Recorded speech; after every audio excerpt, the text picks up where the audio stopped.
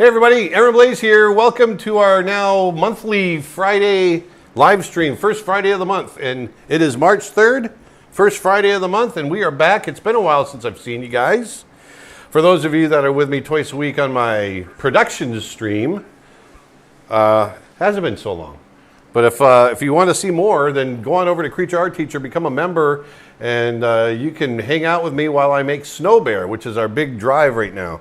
And we've been having a blast doing that. Yeah, people might not know that, in case they weren't on our last Friday stream, we're now doing these public live streams on the first Friday of every month. Yep. But we're still streaming twice a week over at CreatureArtTeacher.com. Exactly. If you become a monthly or annual streaming member, or we also have a plan now just to get those streams separately. But you can watch Aaron make Snow Bear in real time. In real time, yep. And we're cranking away on it. And today is World Wildlife Day. So we're really excited about that. So I thought, hey, it would be great. I've got this giant paper that I've purchased and got set up on my giant drawing board. And I thought, let's do some big format drawing. So I pulled out this image of this this lion that I photographed back in 2011 when I was in Kenya. My second trip to Kenya back in 2011. I just love this photo and I love this pose, and I just thought, you know what, I'm going to use that as reference and we're going to do it up big. Do a big marker drawing. I'm going to be using Olo markers from our friends over at Olo. And these are really great markers if you're interested. I think it's olo.com, right? That's correct. Or olomarker.com. olomarker.com. Check them out. I've got a full set of these, and they're awesome. Lots of great color. The way they're packed, the way the ink is, they're alcohol based, and the way the ink is packed in there, it's all positive pressure, so you never lose any flow. It's very cool. But is that mic on your end? What's that? My mic's on. Oh, it's just some of the folks here are saying that you're sounding very far away. Maybe. Oh, it might just be where I might have been not up on the mic. Sorry. Go ahead and tap it real quick just to see. It's on. I watched it. Okay. And Tap. but we just got through February, and funny, 9 years ago, this past February, we started our website, CreatureArtTeacher.com, or at least I should say the current website, and so we're running a little bit of an anniversary sale. You want to tell them about it? Yeah, check it out. Actually, up on your screen right now, you should be seeing.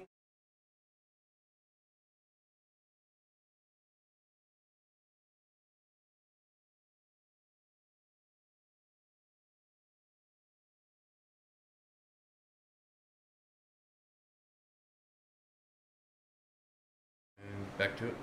You couldn't hear us during that, but what we are doing is it's our 9-year anniversary sale over at CreatureArtTeacher.com, and our 9 most popular classes are all just $9 each.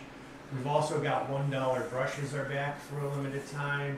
Our annual membership, which we were talking about, which gets you the Snow Bear streams and all that, that's $99 off. And our big, huge animal drawing bundle is $99 off. Big, huge. All of those courses are included with a membership, by the way, though, so that's really the best deal in art education. But go check it out. You can pick up individual courses for just $9 each. It's awesome. Huge. Well, I think I'm going to start drawing. What do you say? Sounds like a plan. What do you say, folks? How about we start drawing? One of the hardest things about this, because I don't like to, if I can avoid it, I don't like to set up grids and all that kind of stuff because it just messes up the drawing surface. And so you got to train yourself. If you're drawing large, you got to really train yourself to keep your proportions. It's really hard. It's one thing when you're drawing, you know, on your digital tablet or on a piece of paper that's about this size. It's a little easier to keep your proportions, right? But when you start going big like this, when you start getting a couple feet wide and 4 feet or whatever, it starts getting a little bit more difficult to keep your proportions. So it's very important to start looking at giant shapes. You kind of compare angles and negative spaces and all kinds of stuff in order to hit that accuracy. So one of the things I'm doing is I want to find I'm going to find the kind of center of interest with the eyes. And I want to get this right about here, I think. Looking at where I want his head. I think that eye is going to be right about here. And we are just going to lay this baby right in here. And the key is to, like I said, with the proportions, making sure you're comparing everything. So I'm just starting out with the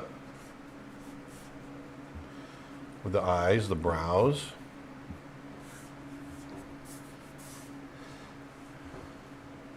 That nose is going to come right out here.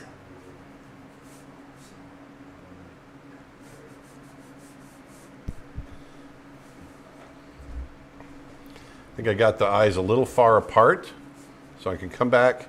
The good thing about drawing light is I can come back and adjust. I definitely drew too far apart. So I'm just going to come back here and adjust a little bit. Just a little bit. Dea on YouTube asks, "Hi, do I really have to draw the planes of the head, or can I just understand them? Because I hate drawing them, and I heard if I don't draw them, I'll never be able to shade the head." That's not. No, you don't have to draw them. If you understand them and you can envision them while you're drawing, then sure, you're good. Hey, Mandy's on here. You don't have to draw. Whoa, hey. I thought you were done. My bad.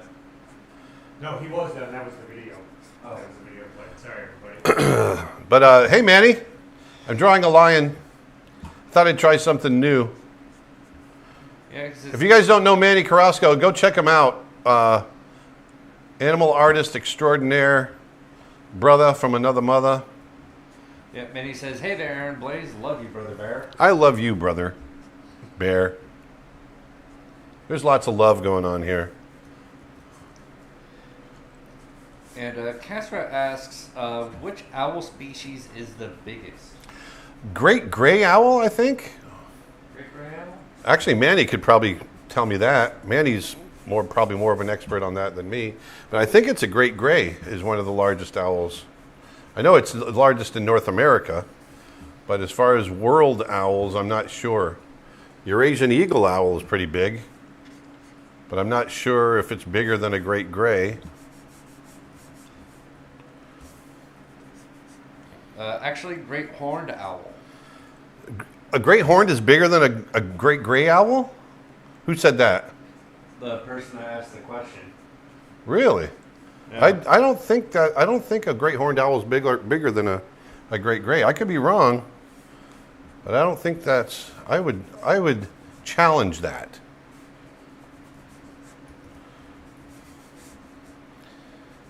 Maybe it's all fluff. Maybe I'm just seeing all fluff with a great gray.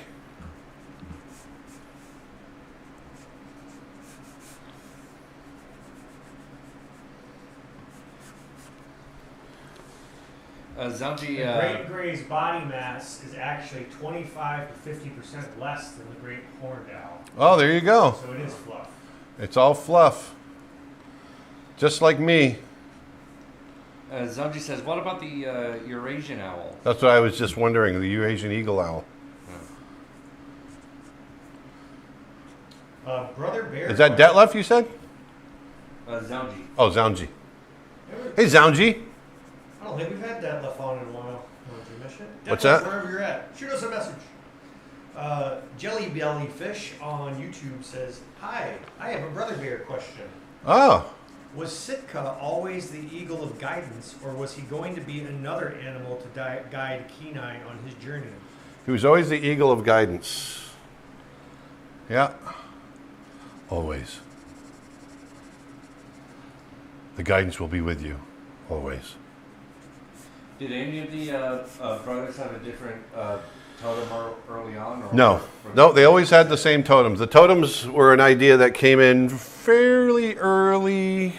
Once we landed on it being a brother story, it was for a long time. It was a father-son story. For over a year, about a year or so, it was a father-son story, So the brothers came about later in the development of the story.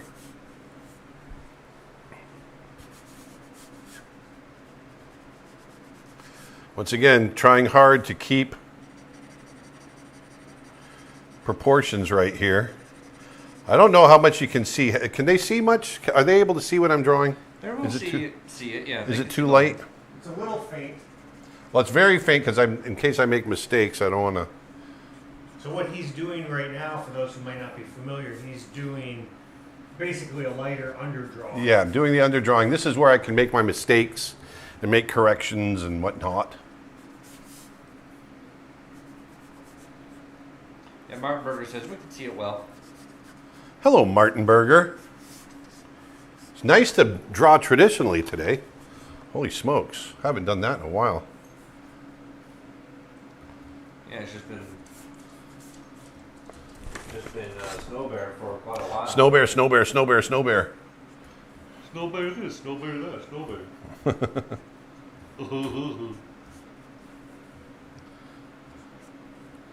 Bear.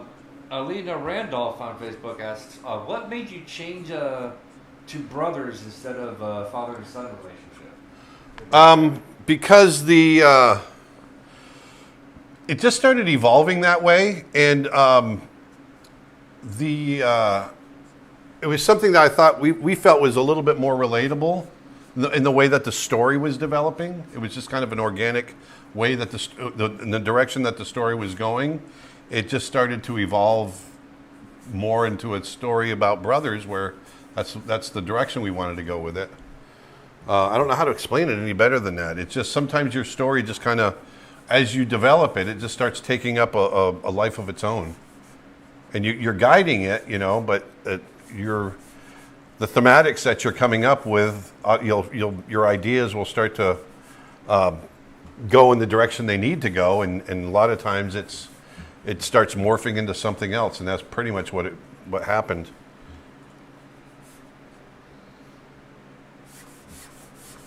Another person writes, I want to ask, but I'm not sure that I will explain correctly. We have different terminology.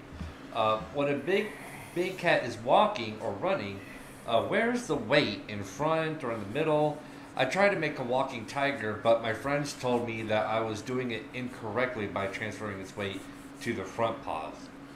Well, the weight's going to be shifted all over the place as it's walking, but keep in mind, any kind of forward momentum means you need to have weight forward in order to get that momentum. If your weight is back, you can't walk forward because your weight is back. Anytime a human is walking, we're leaning forward in order to get basically a controlled fall, right? You have to have that weight leaning forward, and it's the same with a four-legged animal. You got to get rolling, and a lot of times the walk starts with the back leg. They push off of the back legs, and then that weight will push forward in order to get the front legs to start moving, and so on and so forth. And Jason Pickering asks, is it okay to lay down pencil and then go through with ink? Or Sure. should we use ink to give guidelines? No, it depends on what you want to do. Every technique is going to give you a different result. But sure, of course you can lay down pencil first. There's no reason why you can't. Whatever gives you the result that you want.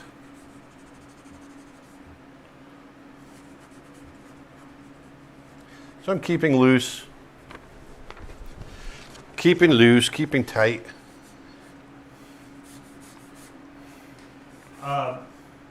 Hey, Aaron, Dustin, and Nick, could an art book dedicated to Aaron's traditional art, like watercolor, be a project in the future? Thank you.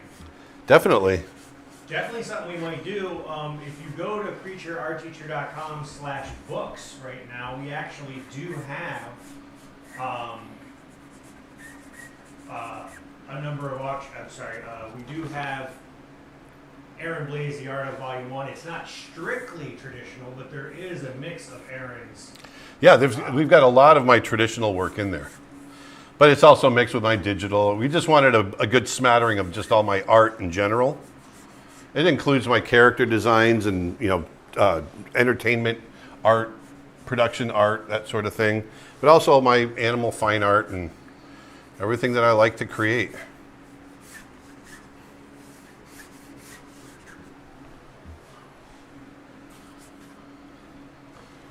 Alina Randolph on Facebook asks, do you find that by switching up to traditional drawing or a different technique, that it helps you to go back to working Snow Bear? Yes. So what do you notice? Anytime that I change mediums or change techniques, it helps.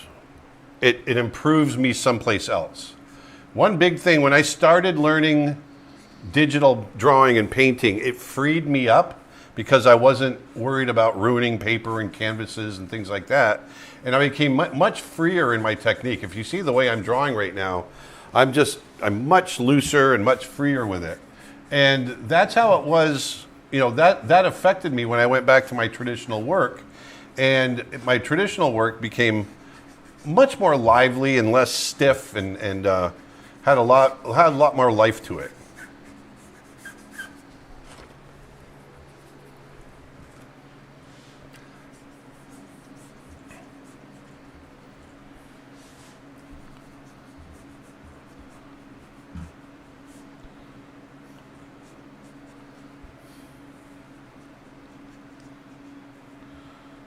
Cass right here just direct messaged me on Facebook the picture that I took of you at your thing there. That we just took maybe an hour ago. Yep. That's so funny. What are your thoughts regarding both Home on the Range and Chicken Little, considering the disappointment you've sometimes expressed towards the Black Cauldron? You guys trying to pigeonhole me into get me to say something? I think those movies are fine movies. They weren't commercially successful, but I thought they were artistically done well. My son loves Chicken Little. Yeah. And it is a fun movie. I think it is. What's fun about it, taking that. I mean, the story of Chicken Little, the real story that's based on, to expand it into a movie that's that big, is kind of amazing.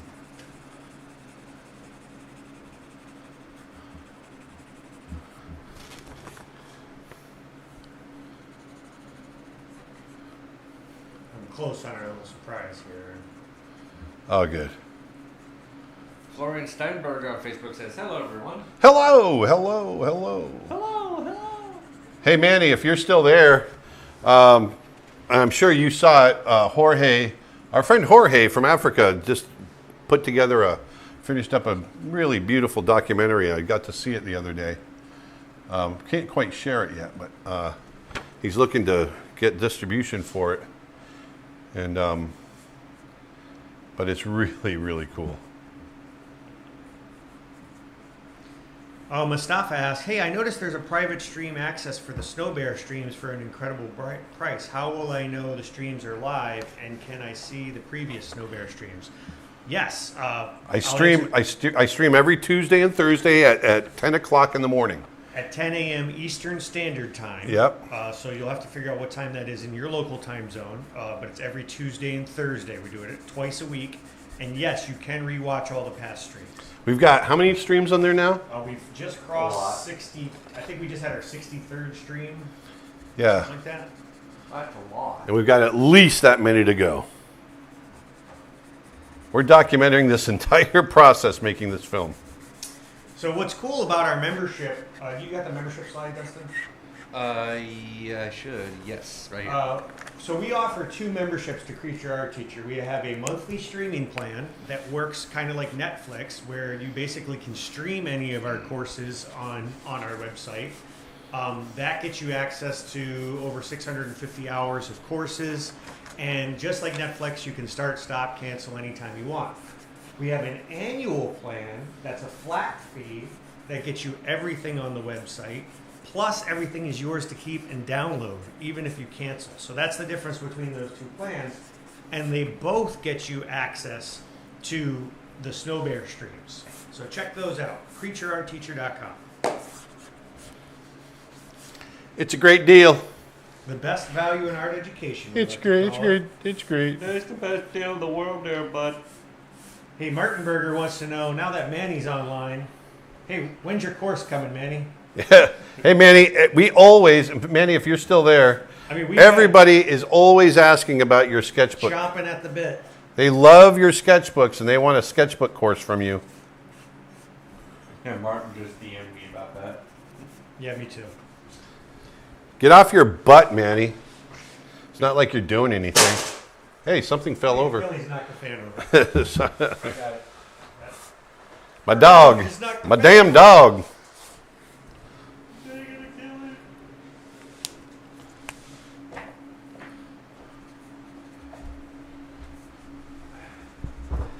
it. When you're setting up a storyboard, how do you show that a scene is panoramic? Storyboarding nowadays, we like to shoot everything, and then you can control the way it's pitched in that way. So in that case, when you storyboard something, you can actually create the pan. You can create that panoramic shot In other words, and, you're and saying play it that way. You cut it into a video form and play it. Yep, right? yep. Or even if you have to click, even if you're clicking through Like a it PowerPoint. stills, you can still pan through something, click Sure. by click. And that's how we did a lot of pitches that way. Do you have any good references, like books or tips for cross hatching? I think it's a cool technique for shading, but I struggle to understand. Paul Cali. Paul Cali? Paul Cali. Paul Cali? He's one of the best pencil artists that ever lived, I think. That's Calle is his last name. Paul Cali. Yeah. Did you just pull him up? Yep. That works awesome. Yeah, one of the best pencil artists I've ever seen.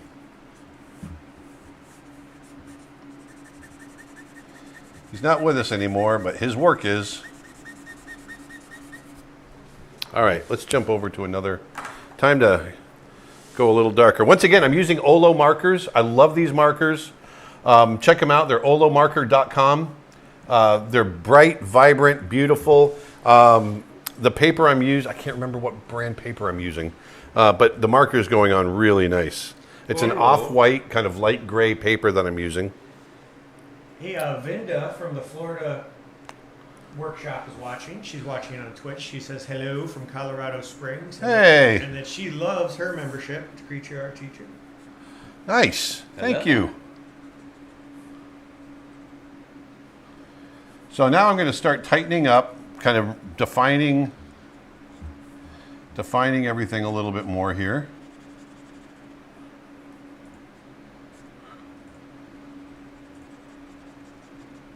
But I'm still going to keep it loose. I want to be able to, even though I'm drawing huge, I still want to get it done in, an hour or two, hour and a half or so. And so that takes, because I want to keep it fresh, exciting.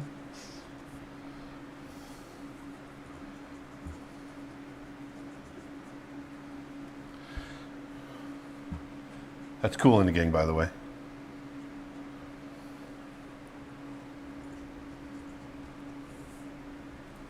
It's Friday. I love it. Going kayaking on Sunday, me and my fat self. I'm hoping I can stay upright. The one you sit on, it just flips upside down. There We you have go. we've got a 31,000 acre wildlife refuge basically behind our house, and there's this beautiful spring-fed river behind it called Wekiva Spring. Well, this is King's Landing, Rock Springs that feeds this river, and but it goes into Wekiva Springs, and it's an 8.5 mile kayak run through these beautiful Florida swamp, almost like Amazon type environment. It's beautiful. I've done it a few times, and we've got a bunch of friends getting together, and we're going to be doing it again on Sunday. Do you always give yourself a time limit when drawing? No, not really. I mean, I do. I try very hard to stay fresh with it. When we're doing live streams like this, I do try to keep a mental time limit. I don't want to go super long. I know that gets boring after a while. So I try to, just keep it fresh. Are you I excited hate for the upcoming Mufasa movie? Mufasa, Mufasa, Mufasa. Mufasa. I am, actually. We have a lot of friends working on that. We do. Our good friend David Coleman, Who has, who has several courses on our site, did a lot of storyboarding on it. And you're doing whitewater or sea kayaking? Is it white Oh, it's not white. It's a very lazy Florida river. Florida is very flat, and it's kayaking basically through the swamps. We did once do ocean kayaking. Oh yeah, we did some ocean off of Zuma Beach in Malibu, California. Yeah. What's the Kayak right over paper? California. What are the paper toothness and specs and weight? I don't have. I can't remember what it is. I gotta. Sorry, I can't remember. It's three. It's 300. No, it's not Arches. It's a different company. It's Stonehenge. Stonehenge. It's Stonehenge. That's what it was, and it's a light gray Stonehenge 50. What the heck is it? 44 inches by 10 feet or 9 feet. No, 10 yards. 30 feet. Sorry, and it's 300 pound, I believe. So it's a very heavy paper. And it just takes the marker really nicely.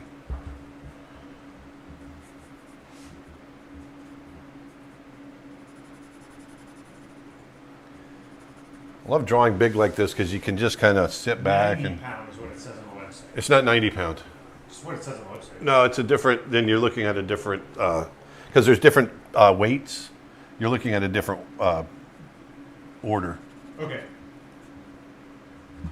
Because this is definitely not 90 pound.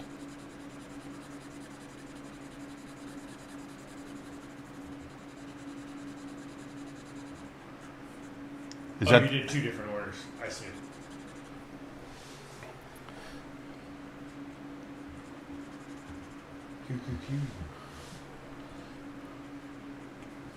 there we go. There we go.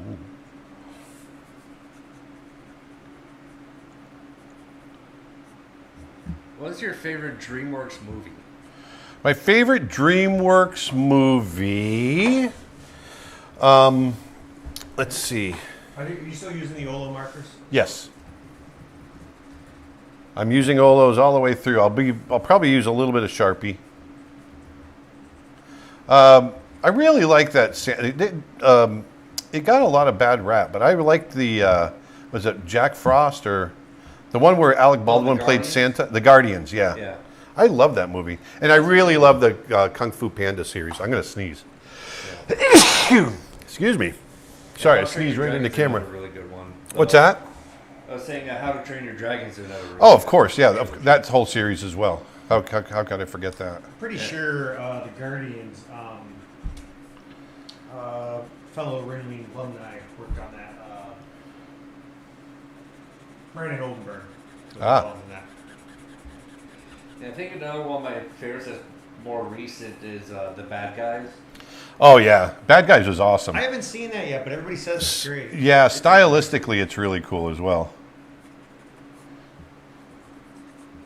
Yeah, it definitely very much has that cartoony feel like almost like comic book feel Yeah. to it.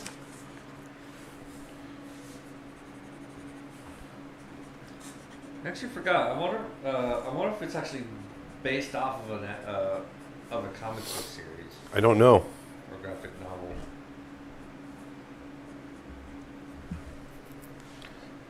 So I want to remind people that it is our 9-year anniversary sale over at CreatureArtTeacher.com for those that are just joining us.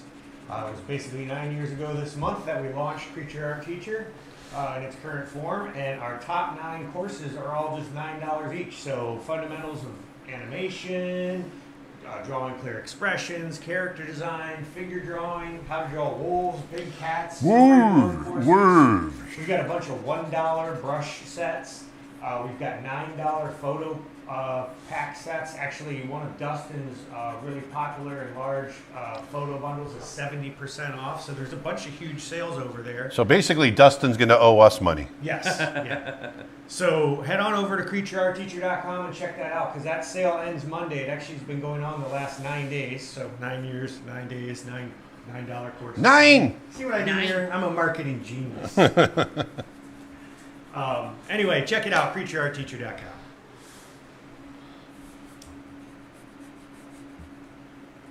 Speaking of which, I'm ready for the other thing whenever you're ready, Aaron. Well, we are talking because it's World Wildlife Day today. And Nick and I love to do charity drives. And we've done them quite a few times over the last 9 years. And we have a very soft spot in our hearts for world wildlife, as you know, and all the animals we draw and everything else. So we thought it would be kind of cool to take this drawing that I'm creating today, that you guys are watching me draw, and let's put it up for auction. And we'll take some of the proceeds from that, and we will donate it to a wildlife conservation charity. Absolutely. So I just posted a link in the comments. If you go to creatureartteacher.com/originals, you'll see right at the top of the page it says Mystery Art Auction. That's because we don't know what this piece is going to look like at the end. I hope it looks good. It's the very piece that Aaron is drawing right now. So you can go bid on this large piece. And we will send it to you. And we will ship it to you. It's all right through our website. So Anywhere in the world. creatureartteacher.com/originals. Check Yep. it out. So yeah, because I know that's going to be a question. Is it, I don't care where you are, we'll send it to you.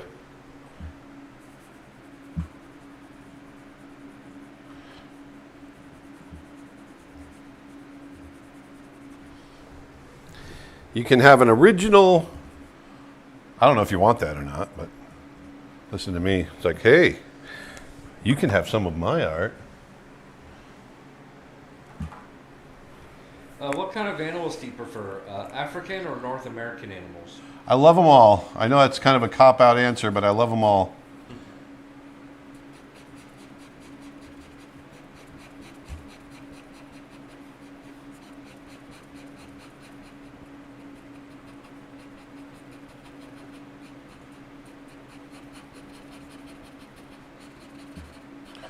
Hello, Olo.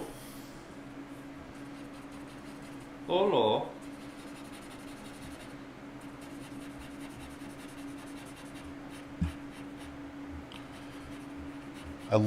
I've come to really enjoy drawing, at least on a large scale, drawing with markers. You got to really commit, but there's something really kind of really enjoyable about it.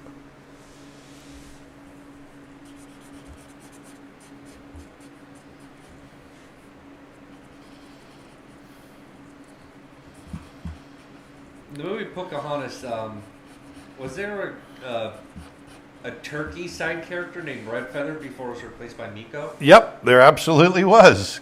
Good call on that one. Yeah, the turkey went away fairly early on.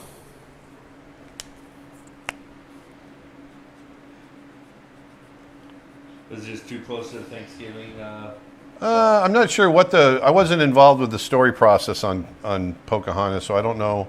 I was busy working on Lion King, and then when I was done, I went over and worked on Pocahontas. So that's what happened there.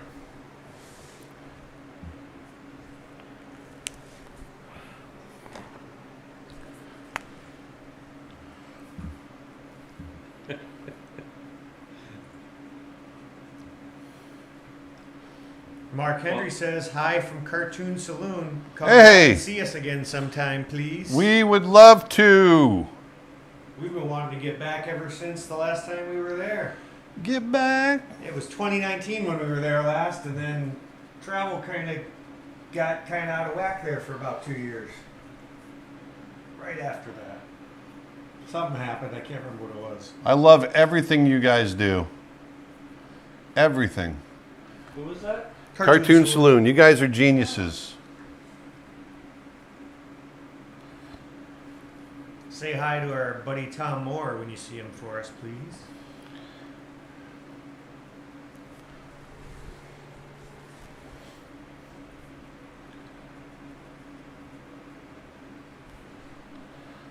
Are you excited for the live-action Lilo and Stitch movie? I didn't even know there was a live action Lilo and Yeah, Stitch. they're doing all of them, man. They're not gonna rest. I think live action Lilo and Stitch would be really good. It could be. If it was done, obviously done right. There's something about that that sounds really cool. Who's your favorite past and present animator? Milk Call, probably. As far as dead, living, James Baxter, Glenn Keane, Sandro Clouseau, Andreas Deisha, Eric Goldberg, all the usual suspects. Kirk Zimmerman asks, have you ever tried botanical art? Not really. I mean, I've painted plants and flowers in the past, but not. I wouldn't call it botanical art. I don't know what I'd call it.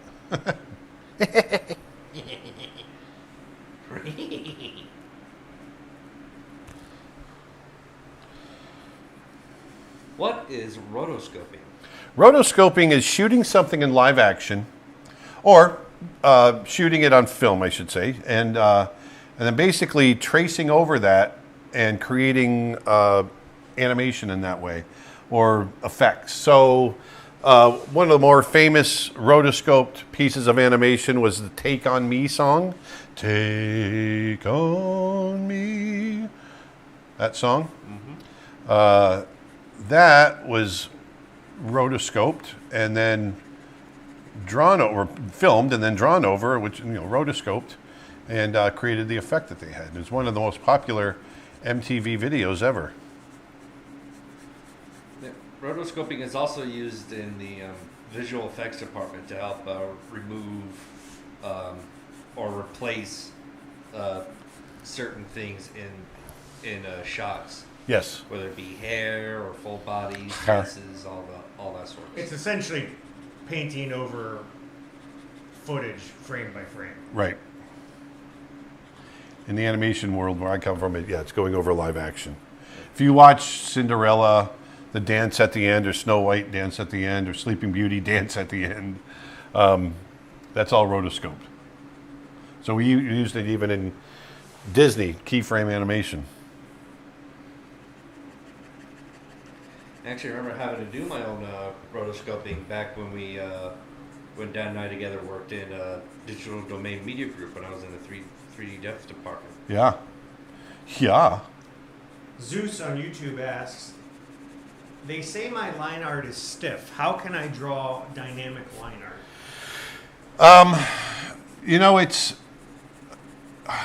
It's hard to, like what I'm doing right now, I'm trying to be very free with it. I'm tightening up as I go, but in the initial setup, you want to try to explain drawing loosely as I'm drawing. You are kind of blocking most of what you're drawing now. Yeah. Move the camera around. Oh, I'm blocking it? Yeah, your head's right in front of what you're drawing. Yeah. If I move over here, is that better? Yes, much. Okay. Yeah, just let me know and I'll move. It wasn't as big of a deal, but once you get down into the details of the face, I understood. Sorry. It's all right. Glenn Himchak asks, have you watched The Last of Us yet? Yes, I've watched every episode. Same here. Yeah. Caught up. I like it. It's getting a little repetitious, but I like it. Yeah, being a huge fan of the game, especially the first one, I never got to play the part 2 or the expansion of part 1. But watching the show, I definitely feel it's one of, if not the best, adaptation of a game or animation. Yeah, it's back in front of it. It's I'm- not really. I'm not sure how we'll avoid it other than move the camera. No, I can just lean back. I can't be in front of it now. No, put the camera back. Well, now it's perfect, because now I can just see Okay. your hand. Good, as long as it's not cutting it off or anything.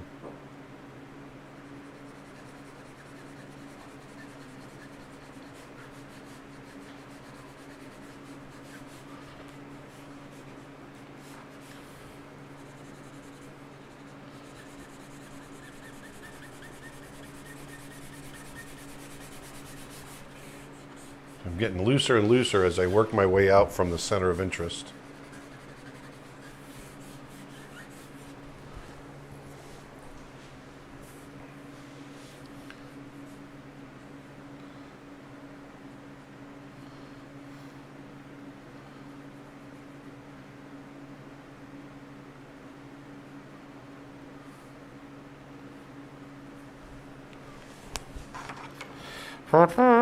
This is likely up to interpretation, but assuming you remember, did the cubs that we meet at the salmon run in Brother Bear have any character names? No. Nope. Not that I remember.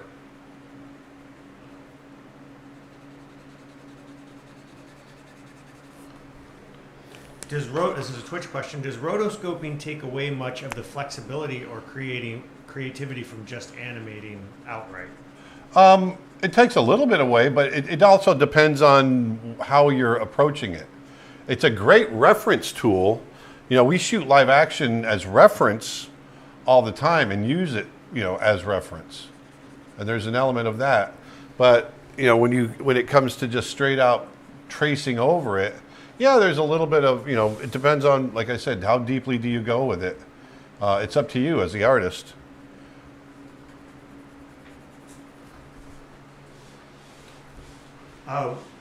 Have you ever used rotoscoping in animating any of your scenes? Yes. Well, not Rotus. Well, I take that back. Pocahontas, the film Pocahontas was shot entirely in live action. The entire movie was shot in live action first. The directors wanted, you know, a lot of control, and so that's how they chose to approach it. It was a little difficult from a creativity standpoint as an animator to roll with what we did. You make the best of it and you roll with it. But we still had a fair amount of freedom in interpreting the live action and making it our own. So it didn't feel like it was rotoscoped. One of the techniques we did was we basically would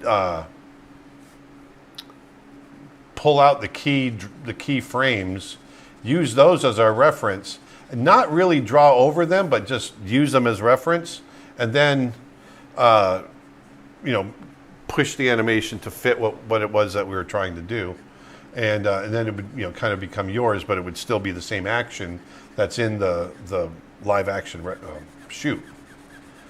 So once again, it just comes down to how are you going to use it. I want to let people know that have just joined late, we're actually going to be auctioning off this drawing that Aaron's drawing now. It could be yours if you go to creatureartteacher.com/originals. Is the auction open now, or are we? It's open now. Okay, You good. can start. You can bid starting now. The auction's going to run through Monday. But this finished piece can be yours. It says mystery art auction because we didn't know what the artwork was going to look like.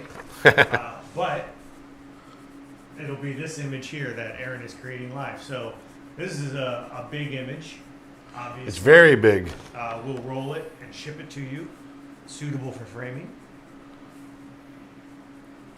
Ann says, I just recently started my year subscription. I love it. And I pre-ordered your new book. Yay! Thank you. Thank you, Ann. Now's a great time to become a member to Creature Art Teacher. As part of our 9-year anniversary sale, memberships are $99 off. So $99. You keep doing these sales, man. I'm not going to be able to pay my mortgage. that gets you over access to almost 700 hours of training at this point. We keep saying over 600 hours, but we're pretty darn close. Yeah, it's pretty much growing. And we have new courses coming out all the time. Plus, it gets you our basically quarterly live workshop events, as well as our weekly, twice a week snow bear streams. And with the annual membership, as we said, everything is yours to keep. Oops, that's not what I want. Kind of looking at.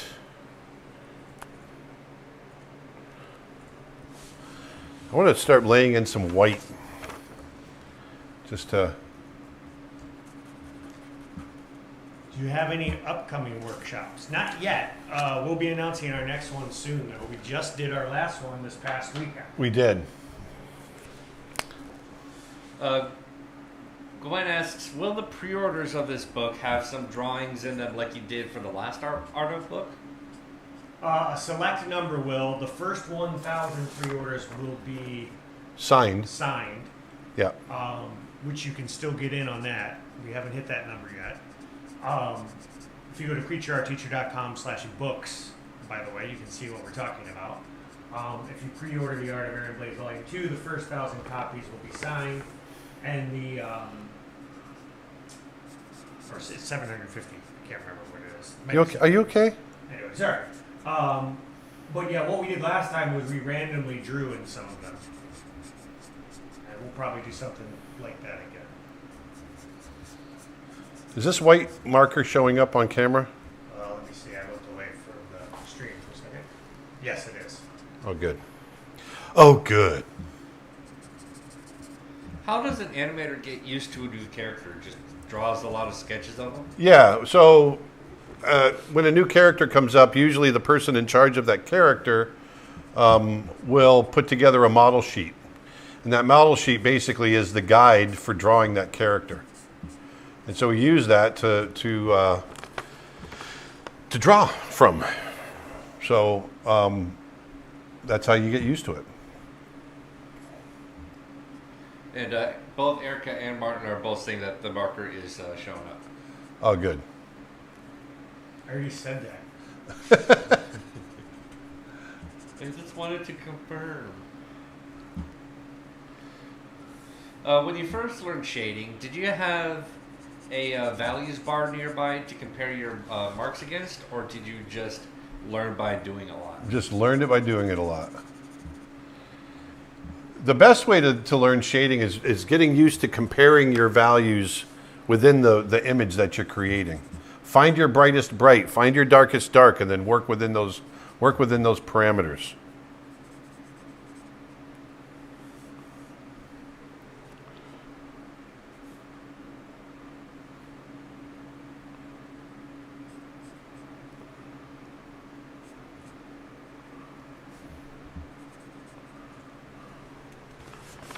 And what marker is that you're currently using? This is a Faber-Castell Pitt Artist Pen, White 101. So it is Faber. What do you think of the new AI style of animation where they use motion capture to instantly change the live action into an artistic style in real time? It's interesting you say that Is because this really considered animation in your mind? well, I don't think it's animation, but it's visual effects. To me, we just did a whole reaction video to this, and it's going to be coming out on the YouTube channel. But just to give you a little preview of what I say in there, I think it's actually kind of exciting. I don't find any. I think it's really interesting, and but I see it as more of a visual effect. To me, it's very different from AI image creation, where you're putting in word prompts and it's spitting out paintings that are based on, thousands of other artists out on the internet, which I find ethically wrong. This is, you have to shoot it first. You have to create the image for it to interpret, right? The live action. That's no different than Avatar. Avatar, they're shooting everything in live action, and then it goes through the Avatar filter. It's much more complex and fancy, but it's the same thing. So, and when you think about it, if you're getting really picky about it, we've been doing the same thing for years. We were just talking about rotoscoping, right?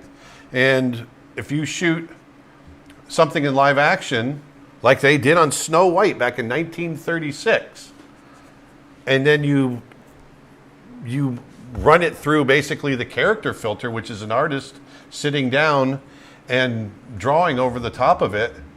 In a way, it's kind of the same thing. It's just, you know, the way they're doing it with the AI there, and I hesitate to call it AI, but I guess it is. It's just fancier, that's all, for lack of a better way of saying it. So I find it kind of exciting. You know, one thing, an application that I'd like to try to experiment with is using that technology on my 2D animation, what I've already created, and seeing if it's possible to create shadows, to create lighting effects. Like, could you train it with your own style? Could I train it with my own drawings and style? Exactly. That's another thing is, you know, I think training it on other people's styles is a little sketchy ethically. But I think if you create a style and a style guide, and then you train it on that style guide, there's something really interesting with that, I think. And like I said, when you think about it, it's not much different than what's already being done with films like Avatar.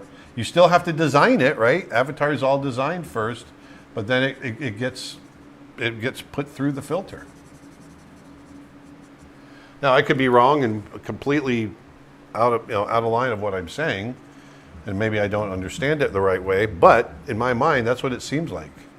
So I think it's really interesting. And I think, you know, there's a lot of people out there that can't draw, that haven't learned how to draw, but they've got great ideas for an animated style of storytelling. And this would provide them the ability to do that, which I think, you know, why not? Why does it have to be left to the people that can draw? But once again, as long as you're not stealing from somebody else's work, then I think it's fine. Technology, we're not going to stop it. We're not going to stop technology. So find a way to embrace it. Find a way to see what's exciting about it. How can you use it, you know? That's the thing.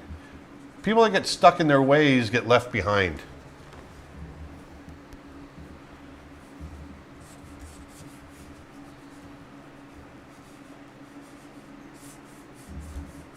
Yeah, I definitely like how they captured the whole over the top anime essence. Yeah, that was just the style, yeah, in the way that everything was recorded, and yeah, it was just so melodramatic and over the top. It was funny. Yeah. Do you think it will take away jobs from other animators or eliminate animators in the future? Has 3D done that? Did the film Avatar do that, or did it provide jobs? Because once again, it's in my mind, it's not much different. I mean, there is a difference in that. If you're talking strictly animation, you went through a studio closure, right? Yeah. You could argue that was partially the result of the success of the CG films, right? Yeah, but I have my own argument with that. No, I'm just saying. I'm just hearing me out. But what I'm saying is that. So a lot of people did lose their jobs. A lot of people, however, adapted and learned 3D and learned the new technology and pivoted and you know, and more jobs opened up. So it's hard to say what's going to happen for sure. But it's arguable as to why 2D went away and 3D took over. I think Disney was making, in a sense, a lot of the same films over and over. I think the stories weren't as strong as they could be, and then Pixar was coming along and just making hit after hit after hit. But story-wise, those films were as solid and unique as you could get at the time.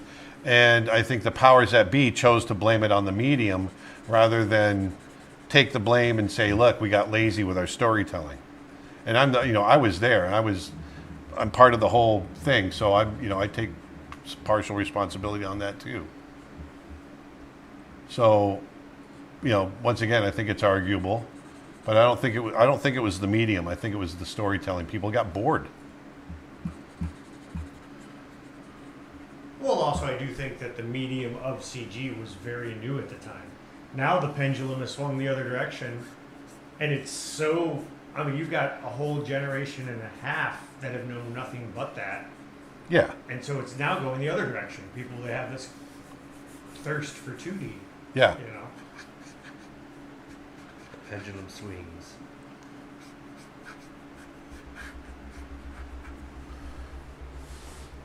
Painting didn't go away when photography came out.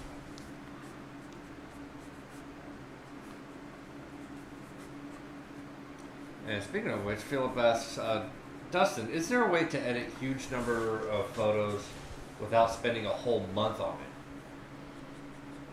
it? It really depends on how you edit. Like the way I usually edit is Like batch editing, can you do that? I think that's what he's asking probably. what? Can you edit one photo and then apply that to a whole batch of photos? Yeah, what I usually do is I edit one particular photo from a group. Like say I go out to like Woodruff, and I usually keep my settings pretty close to each other to make it easier to edit when I get back. Yeah. And my first photo of the batch, I do all my editing there, and then I just copy that. Control C, and then I go over to the next. I go over to the next photo and then paste it, which is Control V, in which for Mac users is Command instead of Control. And then if I feel there's needing of any adjustments there, then I make some adjustments on that photo and so on and so forth. But it usually takes me a couple of hours to go through roughly around 2,000 plus photos that I could possibly take within a day. Yeah. And out of those 2,000 and 2,500 photos, I could come out with anywhere between 20 to 50 photos, depending on how many good ones I get. YouTube comment, hello from France. Hello, from France. And Elena on Facebook had a comment that I thought was good relative to the AI thing. She says, I think the best thing is that whatever you do, get really good at what you do. And even if your work fits into a, quote, old box, people will see your skill and maybe even create a position or opportunity for you. There's no shortcut to long-term success. Exactly.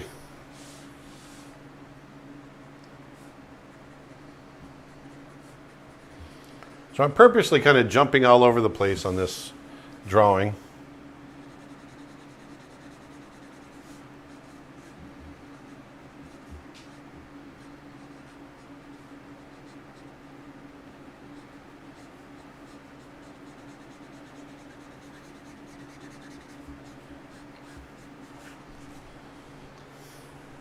Do I do this in Lightroom or Photoshop? I do this in Lightroom. How does Aaron have such good hair? You know, it's just, Conditioner? it's a Blaze trait. I wash it. Every day? Are you an everyday hair washer? I'm an everyday hair washer. I can't get the day started without getting in the shower and washing my body. The My more body. he showers, the more gray he gets. Yes. I'm going to wash that gray right out of my hair. Do you ever draw dinosaurs? They can be fascinating to create, in my opinion. The power and pride of those creatures always amazes me. No, I don't believe dinosaurs existed. So He's kidding. Zelgi We'll asks, start getting letters. I Yeah, know. he's actually done it on a few past streams recently. I don't draw a lot of dinosaurs. It's just not my wheelhouse, but I love them. I don't have enough knowledge to be good at it. Zelgi asks, why are you jumping around? Jump around. To keep it balanced, I jump all over the place. You know, I just it gives me a better sense of what I'm creating. Plus, if you overwork one area, Yeah, it keeps me from overworking an area. That's a good point. you kind of want to develop the whole thing evenly, or else. Or else. Well, what happens is, like, because I've been guilty of this myself, and I can see it with other artists as well. You ever finish a drawing and everything's going good, and then all of a sudden you get to the end and something just looks off? A lot of times it's because you really overworked the area that you were into and ignored the other ones, you know? Yeah. Now, you can use that to your advantage, like picking a focal point, but Yeah.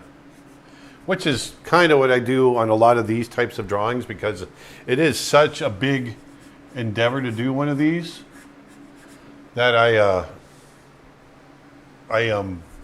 kind of pick one area to really focus on. I indicate, you know, you can see I'm drawing fairly loose. I'll still indicate and try to keep the drawing nice, but it doesn't have to have as much detail.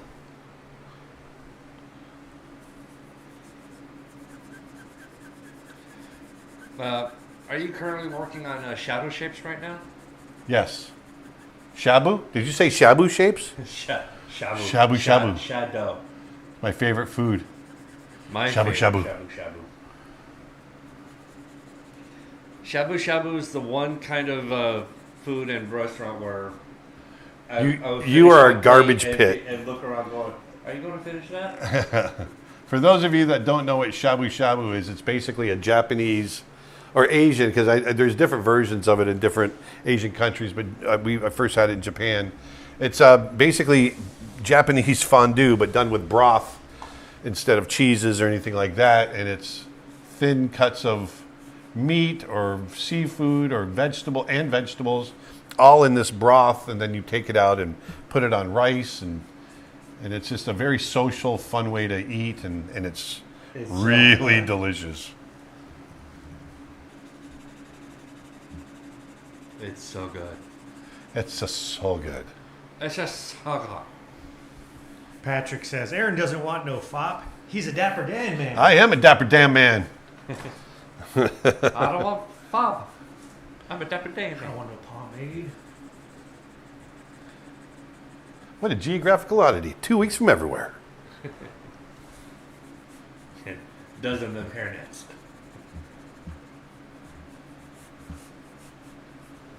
We ran through a whole Snikey's Gopher 40 field. says, I'm amazed at the speed you draw. You must have learned that from all your years of being an animator. It is.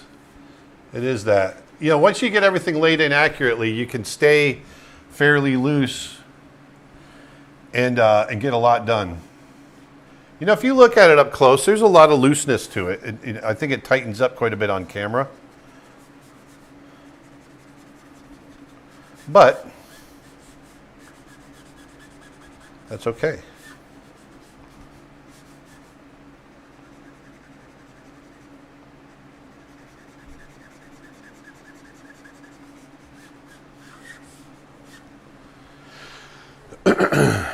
How's that looking on camera? Let me see here. I'm going to pull this out of here. That's all right. All right. All righty then. It's a little bit squashed, but the face is a little bit longer than what you're seeing on camera because of the angle of the camera. Ah, Zunji says that Vietnam has that too with the cooker on the table. Yes. It's different Asian cultures have, you know, Thailand has it as well, and Chinese hot pot is basically the same thing. I've had a lot of hot pot when I was in China. Asian cuisine overall, I think is, and I say Asian very loosely because it's, you know, I don't mean to come on, kind of homogenize it all into Asian, but I feel like between Vietnamese and Japanese, Chinese, Thai, all of those styles of cooking, and I know it's a huge range, but I just love it. I haven't found any Asian cuisine that really I don't like. Twitch comment, thank you so much for doing the charcoal drawing of the bison on large brown paper.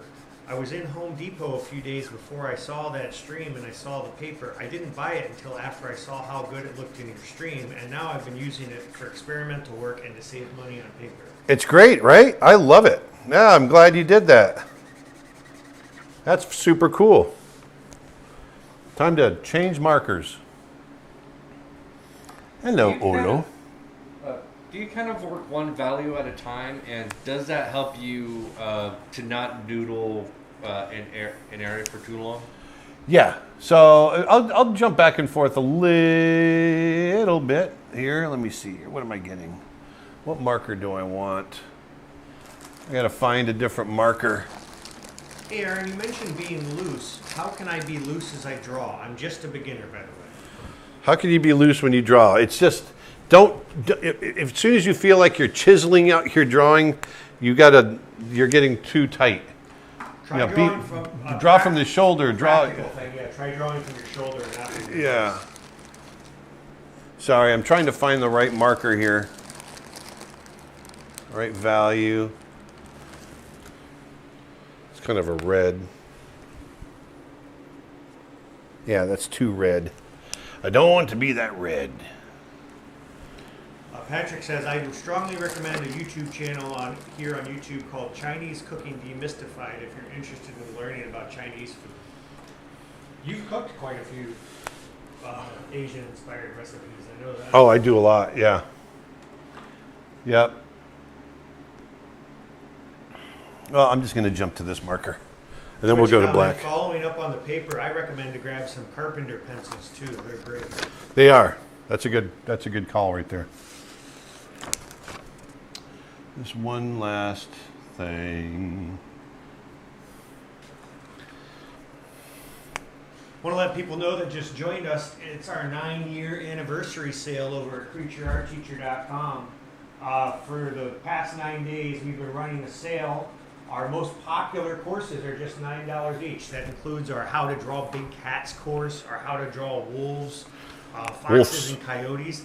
Those courses are like 20 and 30-hour courses, and you can get them for only $9 each. Character designs, drawing clear expressions, how to paint light. We've got a bunch of $1 brush sets on sale, all kinds of stuff.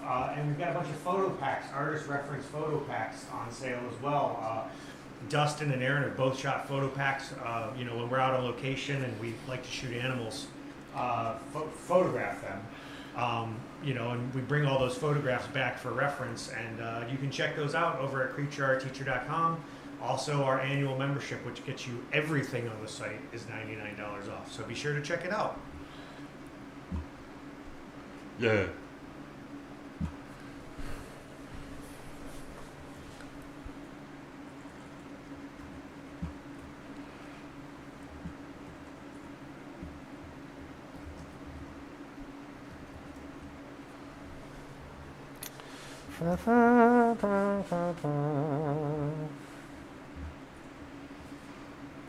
So now I'm going to use this, as I get a little darker here, I'm just going to use this as kind of accent.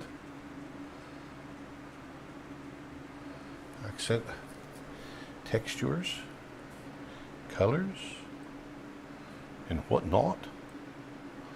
Gosh. How big would you say this actual final drawing is going to be? It will be, we need our tape measure. What was this? Was this 44 inches? I think this is, About 44 wide. I think it's going to be about 44, probably by 40. It's going to be large. You know, what's funny is our printer does 44 wide. We can print on that paper probably. Ah. If it's the right diameter of the spool. I don't know why we would, but It's pretty cool paper, but it's not, it's off white though.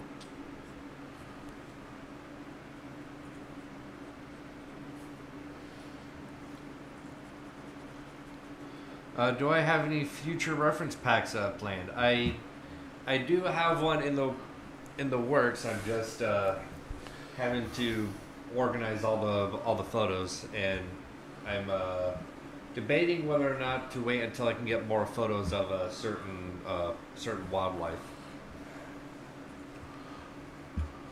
Chantel on YouTube asked, what brand of markers are those again? These are Olos. I'm going to post a link in the comments. Olo marker. Hello, Olo.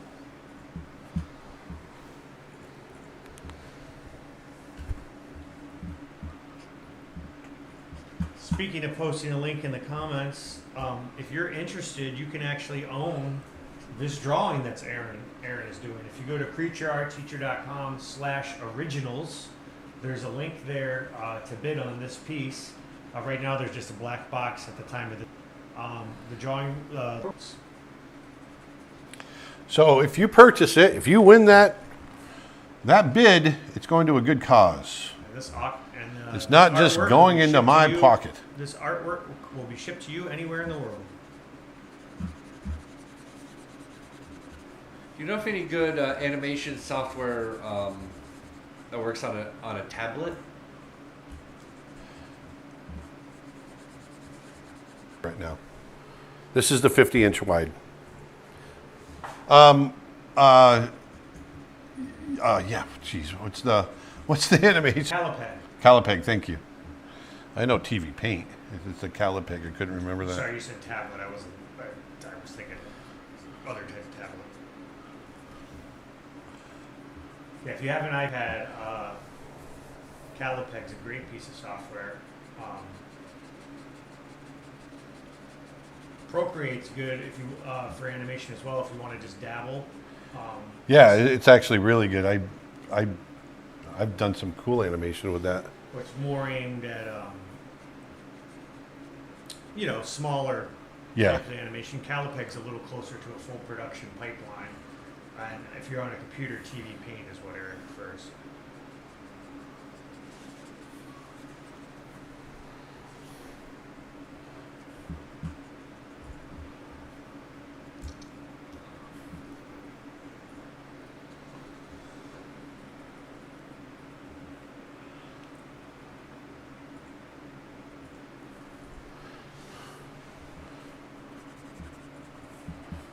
So I'm just gradually getting darker.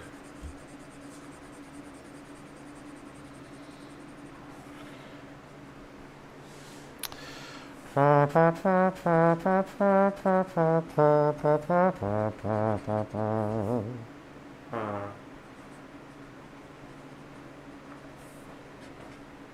stream is hiccuping a little bit. But Uh-oh. We no likey. Signal's looking good though. both YouTube and Facebook both reported drops in the signal. But Yeah, it showed a short disconnect on my Facebook, but It's it okay wasn't now? that long. yeah, we're back. I'm just saying. I'm just letting you, making Oh. you guys aware.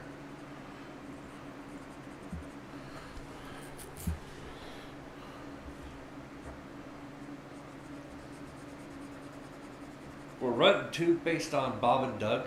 Yes, they were. They were voiced by Bob. They were voiced by Bob and Doug. Rick Moranis and Dave Thomas. When I was a kid, Rick Moranis and Bob and Doug McKenzie were two of my favorite characters from SCTV. And Bob Walker, my directing partner on Brother Bear, he's Canadian, so he loved it as well. And so we had to get those guys in. We pitched it to them. They loved the idea. So we rolled with it.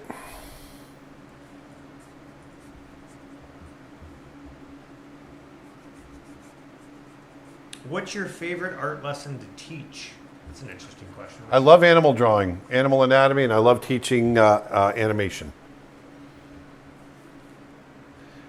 Animation's like magic, you know? That's one thing I love about it. It's just magic.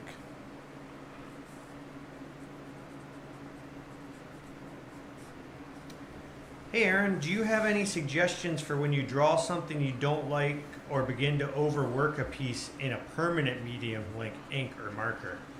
Stop. That's the only advice I can give you. Step away? Just step away. Step away from the painting. Stop it. Slap your hands.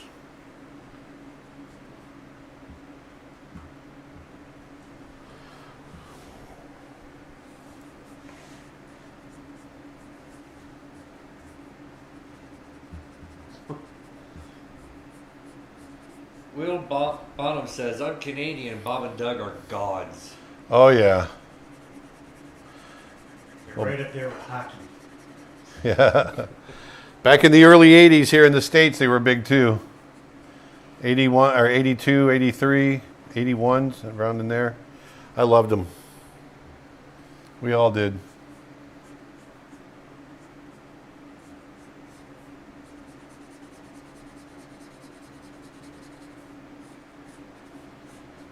I really enjoyed recording them.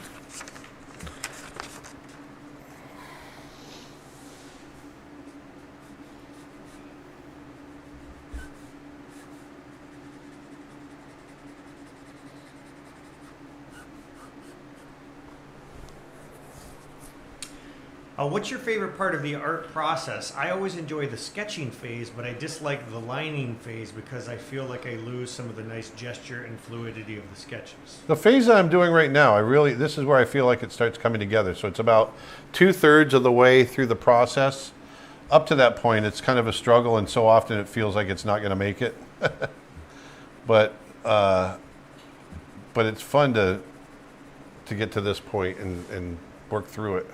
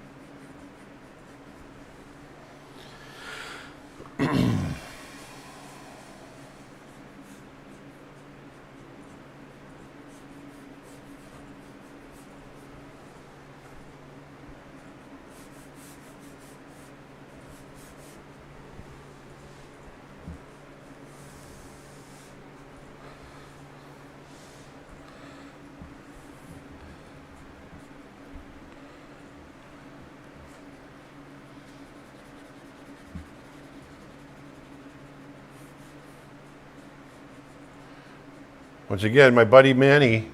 If you don't know Manny Carrasco's work, go check him out. He's so passionate, does such beautiful animal drawings, and he's putting together one of the most beautiful sketchbooks I've ever seen of animal art. Big cats.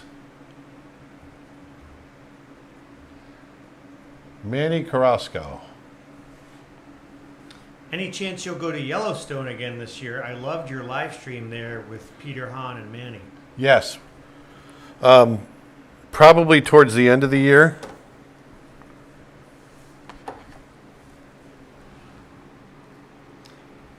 Antonio wants to know, how can I meet you in person? I've always wanted to meet you and get some tips on how to begin the animation industry, especially in Brazil. Well, It's been a while since we've been to Sao Paulo, but we used to go there pretty regularly. yeah, we used to go a lot. We'll be to Brazil again at some point. It's going to happen.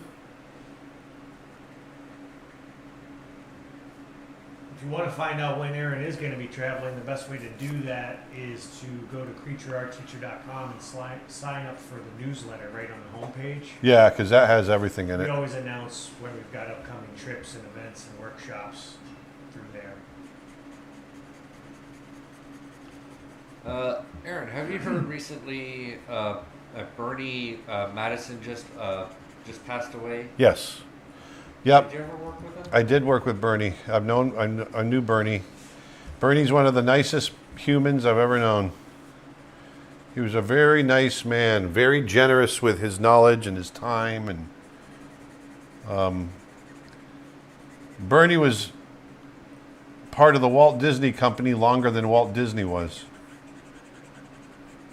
Bernie was part of the Walt Disney Company longer than Walt Disney was alive. Put it that way. Do you find any benefit in printing out your reference the way you have rather than looking at it through a monitor, or is it just a matter of your current workplace? It's just my current workplace. I don't have a monitor nearby, so this is the next best thing. Plus, I'm used to doing it this way. I'm just used to doing it this way.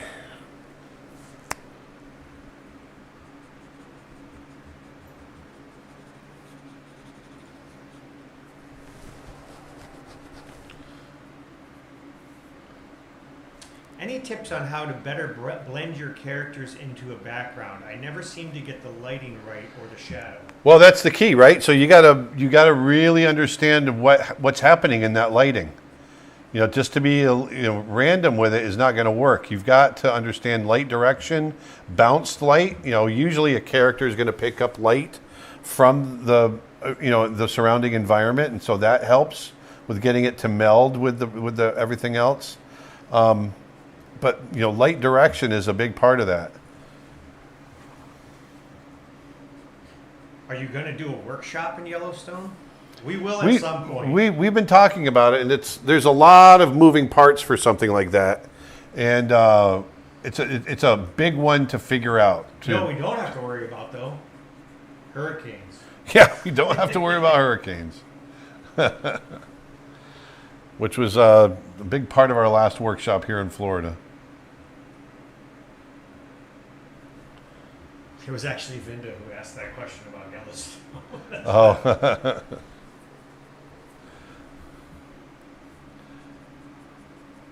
Do you have a course on creating backgrounds for animation? No, but we will. We have one that's currently in the works on backgrounds and layout from our good pal, Armand Serrano. Armand is an amazing concept artist in the industry now, but before he did that, he was a layout artist at Disney, correct? Yes, he was. We worked together on several films. He worked on Brother Bear and Mulan, and yep, he was awesome. And we worked together for quite a while at Disney, which is why we're doing stuff together now, because I'm a big fan.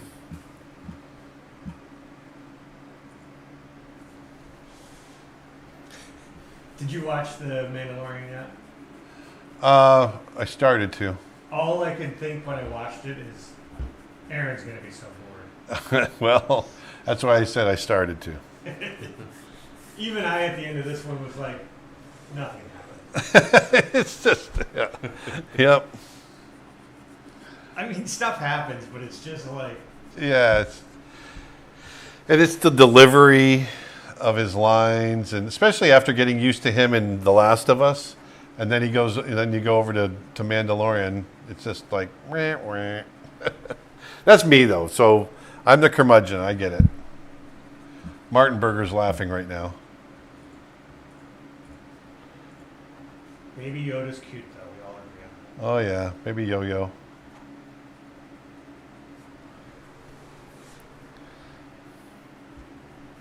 Do you always do warm-up sketches before your main piece, or do you just start cold sometimes? I always just start cold. I don't really do warm-up sketches anymore.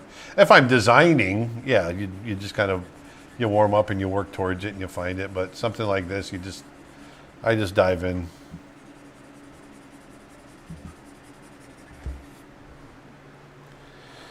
And just dive in. So if you're enjoying this stream and you've been missing Aaron on these weekly live streams that we used to do, we've gone down to just doing them here on YouTube, Facebook, and Twitch on the first Friday of every month. For now, the reason for that is because Aaron is in full-time production on his new animated short film, Snow Bear, which is coming right along. We're making great progress, and that's why we had to do a few less streams a month. Yep. But we're actually not doing less streams a month. We're actually doing more. We're doing more. So over at creatureartteacher.com, if you become a member, we've got 2 great member plans to choose from, and we've actually got a 3rd one now specifically for what I'm about to tell you about. But twice a week, Aaron is streaming the entire process of making Snow Bear. So you can tune in and watch as he animates. Yeah, sometimes I'm animating, sometimes I'm doing effects animation, sometimes I'm tying down storyboards, all kinds of stuff. Into the music process, we're working with a composer on the film, so all of that basically it's how to make an animated film in real time from beginning to end. Yeah, it's a filmmaking course done in real time. Yeah. So if you become a member at creatureartteacher.com, you get access to those streams, and they're twice a week, every Tuesday and Thursday at 10 a.m. Eastern Standard Time. And if you can't tune in, you can watch all the replays. And for those of you that are watching that are part of those live streams, give us a little testimonial on here in the comment section. Let people know that, hey, it's awesome. Because I want to build that audience. I think it's really fun sharing the process on how to do this. Plus, it's just fun. We always have a good time. It tends to be a smaller, more intimate group, which is kind of cool.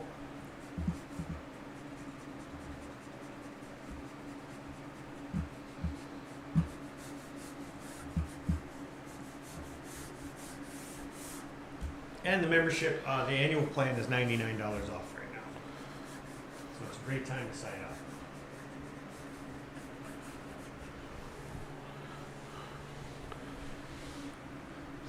Zanji wrote, "Hey, it's awesome," from Zanji.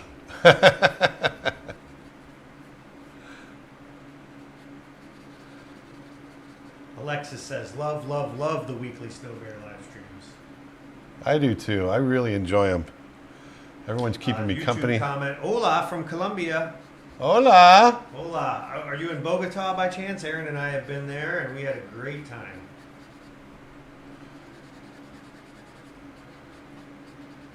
Had some of the best food I've ever had, and had the worst sushi I ever had. Yeah, we had. Had great food there. And then for some reason, I decided to get some sushi in Bogota, and yeah, that wasn't good. It was a hotel restaurant. Probably the hotel.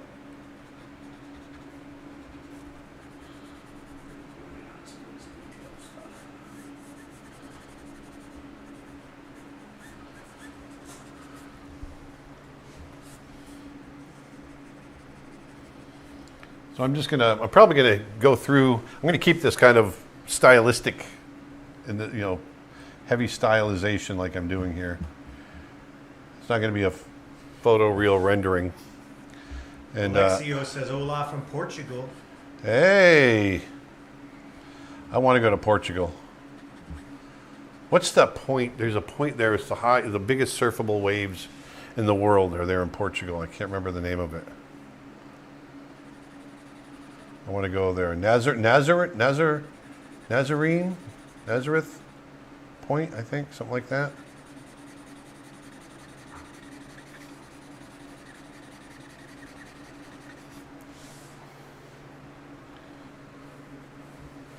The largest surfable waves in the world.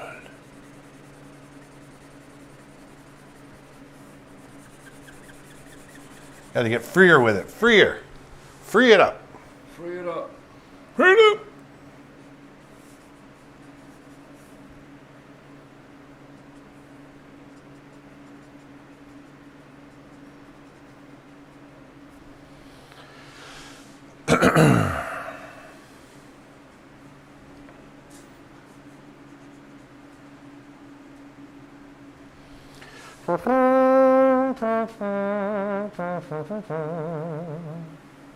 Thomas says, "I never comment, but I'll break my norms to say that the Snow Bear streams alone are worth the membership. I can't recommend the site, the streams, or the membership enough."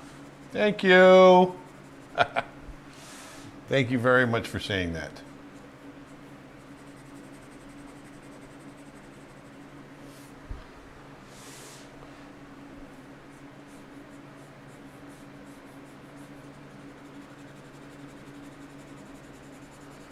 They are a lot of fun. Have you ever been on the Bancroft Brothers Animation podcast? If not, would you like to? I was the second one. And you've been on since, too. Yep, I was their second guest. It's been on 2 or 3 times now, I think, right? Yeah, I think two. You were on the second guest, and then you were on with Herman, right? Yes, I thought you were on another time, too, but maybe I'm wrong. I can't remember. Did you ever meet Mark Davis? Yes, Oh, you did? I did. Yep. Before he Where did you meet passed at MGM, when we had the studio there, he came towards the end of his life. He came into the studio there.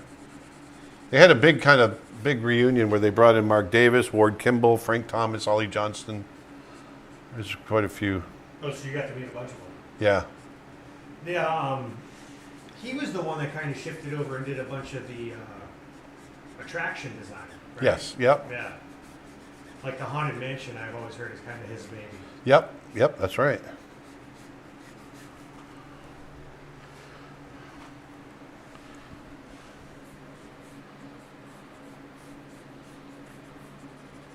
Hi from South Africa, says Yeah. Abigail. You okay? I was reading Abigail. Hi, are you in okay? South Africa. And Okay. I started Hey, to are say you- South Africa. Are you okay?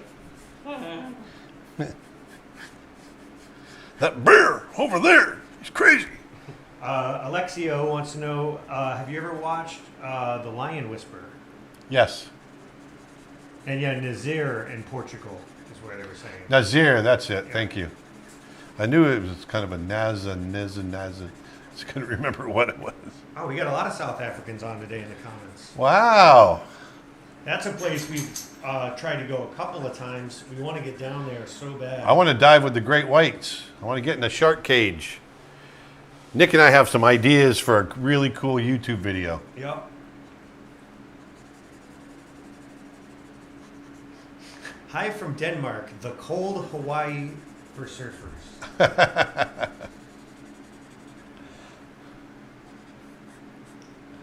Hello, Denmark. Speaking of Denmark, I've been to Viborg in the animation workshop. I've gone there and done some speaking. I really enjoyed it there.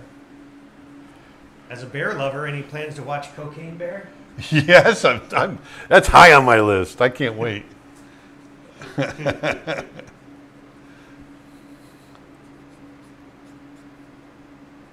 Chelsea says, I forgot today was the first Friday of the month, even though you reminded us on yesterday's membership live stream. Well, Hello, Chelsea. What common animals in the Maasai that you saw? We saw lions, leopards, cheetahs, Thompson's gazelle, water bucks, impalas. What else?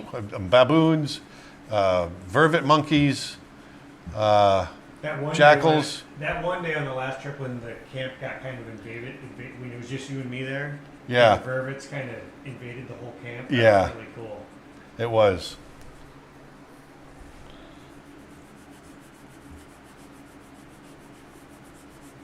In the last trip that all of us went to? Yeah. Yes. But you were out. You were out on the The day when safari. you went out and did the leopard thing, and we stayed back and filmed the video. And then, I mean, there was like hundreds of vervet monkeys came into the camp. That was really cool.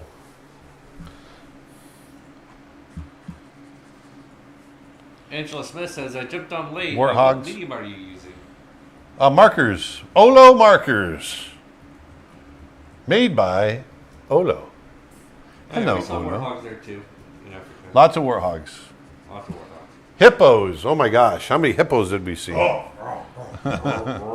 So many hippos because we can't, you sleep on the river or on the tents next to the river. And the hippos just keep you awake all night with grunting and farting and Yeah, I everything never else. had that issue. I always slept right through the night. And I ended up waking up. Not even my snoring? Huh? Not even my snoring woke you up? You didn't snore as bad this time, remember? Oh, that's right.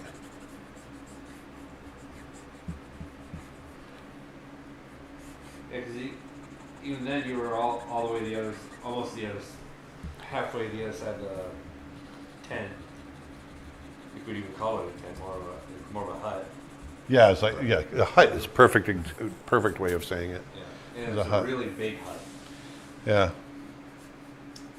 Since it's World Wildlife Day, we decided that we're going to go ahead and auction off this drawing that Aaron's doing. I just posted a link in the comments on all of the channels. You can own this drawing.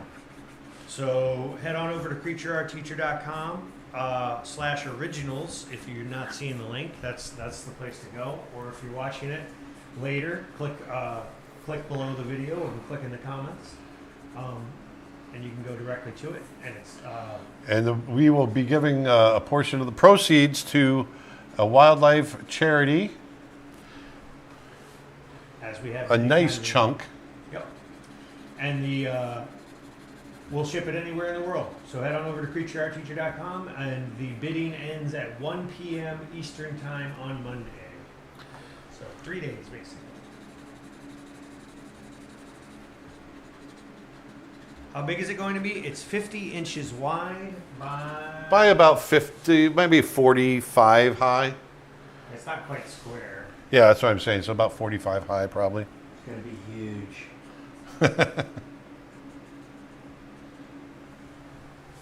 It's gonna be huge. Biggest drawing in the world.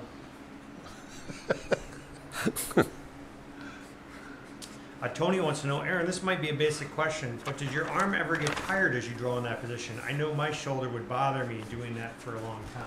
No, it's not too bad. Comes from a lot of military press.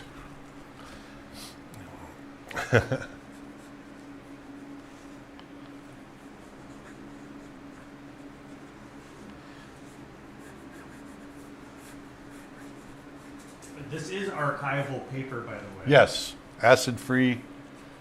Yeah. But the marker you want to keep out of the light. Yeah, alcohol-based markers you don't want to put under direct sunlight. UV light will fade them. That's true of any markers, not just these. Yeah. Anything.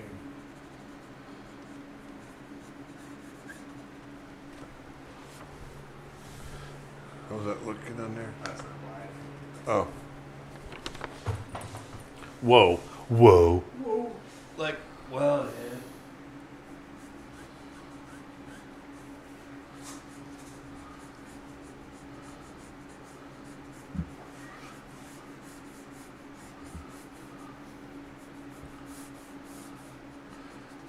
He's got Linda fabulous says, hey, hair. I'm from Viborg.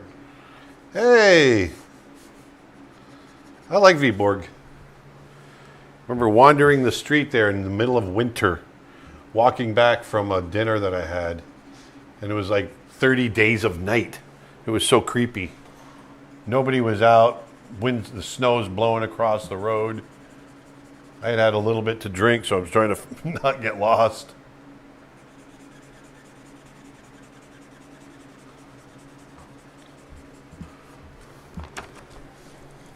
All right. John Higgins asks, sir, have you ever... Hello, worked up- sir. Hello, sir.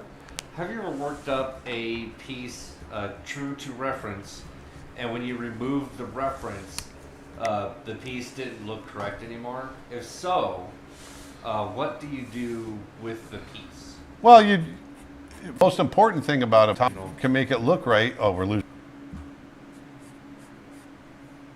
It's a graphic. Oh, come back.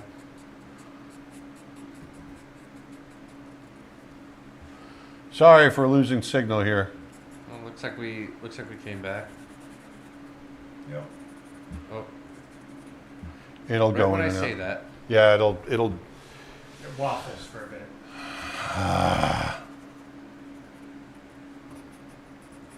Freezing up. The stream is frozen for me on Facebook. Or no. Sorry, guys. I don't know if you can hear me, but we're having a little bit of trouble with our broadcast. We're live on YouTube, so.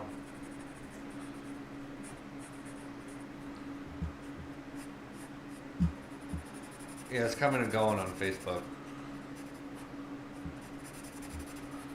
Yep. Sorry, everybody. We're getting some lag. There's something going on.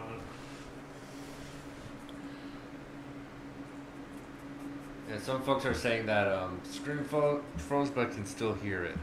Okay, sorry. I have horrible internet here sometimes, and if they're doing any kind of construction nearby or whatever, we're kind of at the mercy of that.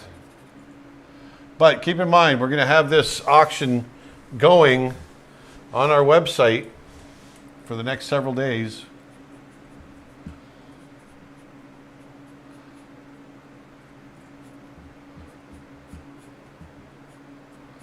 So I'm going to use this black marker to kind of unify everything. Landon wants to know, what movie was the most difficult to work on? Well, for me personally, it was Brother Bear because I was one of the directors on it. And directing a movie as opposed to being an animator on a movie it's a whole other thing. So that part of it was really difficult. But from an animation standpoint, Beauty and the Beast wasn't easy. You know, learning how to draw Beast. I was one of the animators of the Beast. And there was a bit of a struggle in there. I was a young animator, but it was also one of the most satisfying, absolutely one of the most satisfying films to work on. Pocahontas was kind of difficult from a draftsmanship standpoint.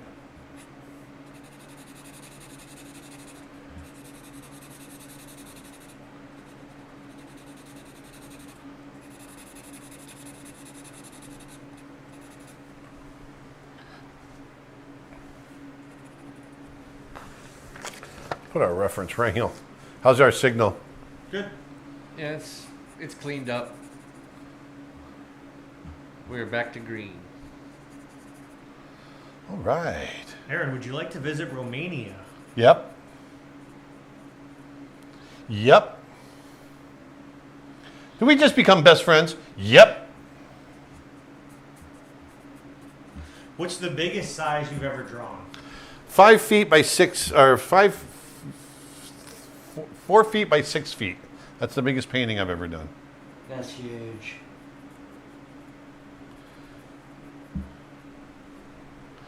Actually, that lion that we sold recently, that's one of the largest paintings I'd ever done.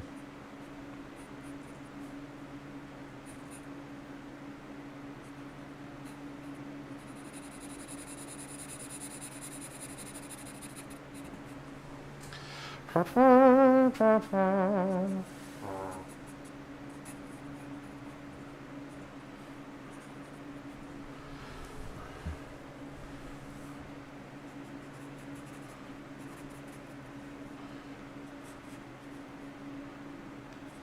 to go to the restroom. Hey, have fun with that, Dustin. Oh, yeah.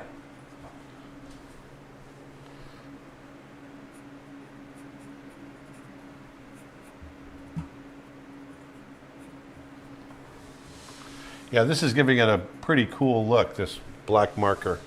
It kind of unifies it and pulls it all together. It's giving it almost a comic book look. Comic book look.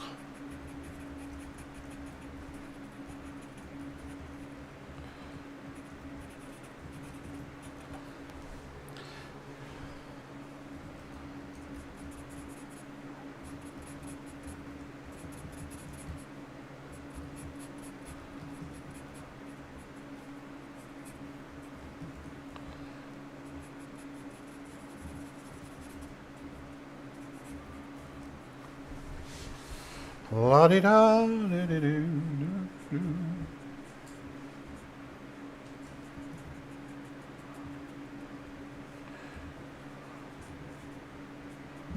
My head's not in the way at all, right? Nope, not now.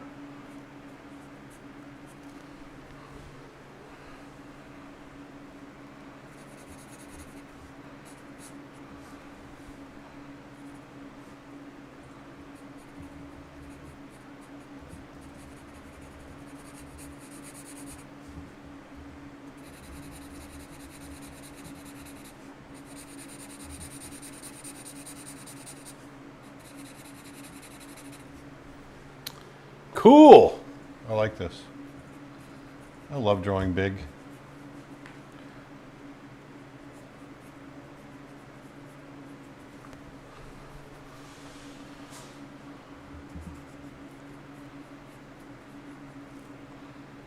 Raynola says, cool, pearl gray is my favorite color of Stonehenge paper. Pearl gray, that's what it is. That's what I got. Yep. Thank you. It is a nice color, isn't it?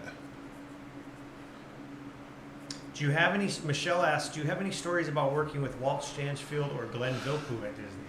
Yes, I didn't work with Glenn Vilppu at Disney, but Glenn Vilppu and I are friends. We've become great friends over the years, and I'm a huge fan of his work, and you couldn't find a nicer human. Really great guy. And the same with Walt. Walt Stansfield was so good at just jotting down a gesture and getting the story across in just a few lines. And that's really what he was trying to drill into our heads, when he was teaching us. But he was such a gentle kind of soul and just so pleasant to be around. And it was fun just to sit and talk with him about anything, really. Have you tried any other marker brands other than Olo? Yeah, I've tried. Oh, come on. What's the Copic And you use Prismacolor. and Prismacolor? Yeah. So my current favorite though are these Olos. I love them. Right now, I'm just using a straight up Sharpie.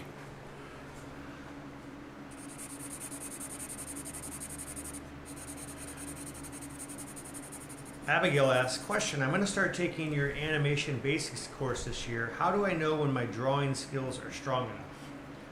They're strong enough right now. Just listen to what I have to say in the course and you can do it.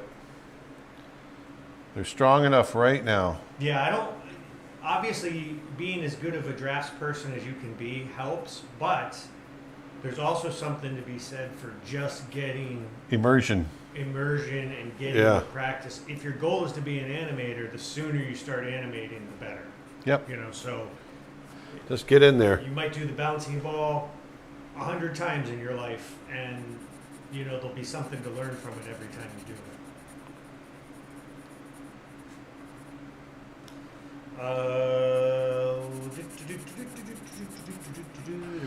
Have you ever been to Alaska? I've been to Alaska 5 times. I've been many, many times. I love Alaska. Brother Bear, which you directed. I went to Alaska. I went to Alaska twice for Brother Bear. All through the 90s is when I went. I haven't been since 2000, so it's been 23 years since I've gone. And we got to get back up there because I've been dying to get Nick and Dustin and the gang up there. It's an amazing world. I've been all over Alaska. Some of the greatest wildlife experiences I've ever had were in Alaska.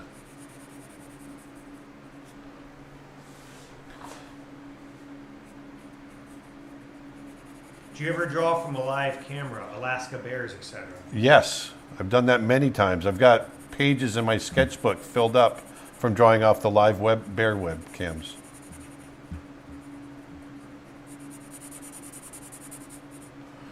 Yes, yes, yes.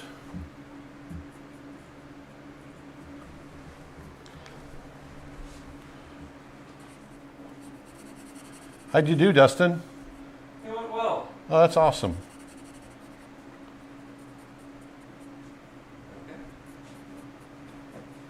Speaking of Aaron's courses and drawing, we're having our 9-year anniversary sale over at CreatureArtTeacher.com. Our most popular courses are just $9 each, including his fundamentals of animation, how to draw big cats, like this lion that he's drawing, how to draw wolves. We've got his character design course. We've got a bunch of $1 brush sets, Aaron's Photoshop brushes, which also work in Procreate, by the way, and Krita. And we've got a bunch of artist reference photo packs, including ones by Dustin and Aaron that are just $9 each.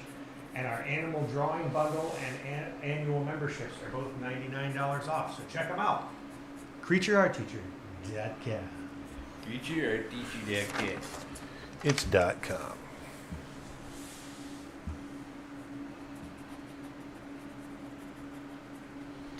What advice would you give to young artists who are quote unquote scared of the advent of AI? Stop it. Why are you worried about it? It's not going to. AI is not going to affect whether or not you draw or not. So stop it. Get it out of your head. I think in this day and age, because of social media, we get so worked up and worried about things that have no effect on us whatsoever. And so put it out of your head and just start drawing. Major wants to know, how is the texture of that paper you're drawing on? Is it more like cold pressed or hot pressed? I don't see that information on the Blick. It's more like hot press. It's not super. It's got a nice drawing tooth, but not a. It's not like watercolor paper. I gotta keep moving this light. Sorry, gotta switch it around here. What is your go-to snack or drink you grab from a gas station on a road trip?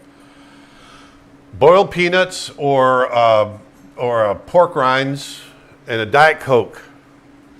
You know what? I have to say I've become a strong proponent of the hard-boiled eggs. Gas station eggs? Yeah, they're just like the ones you get at Publix. Yeah. They're exactly the same. Yeah. I mean, they're I- exactly the same. Well, depending on how long they've been sitting there. No, like your 7-Elevens and stuff. That stuff comes in all the time. Well, they're talking about gas. Did they say 7-Eleven? I was thinking gas station. Well, 7-Eleven is a gas station. Yeah, but that's not. You know what I'm talking about. They mean convenience store, road trip, gas station. That means 7-Eleven. I'm talking old timey out in the middle of the country gas station. No one else is thinking that. Right? That's what I'm thinking. Excuses, excuses.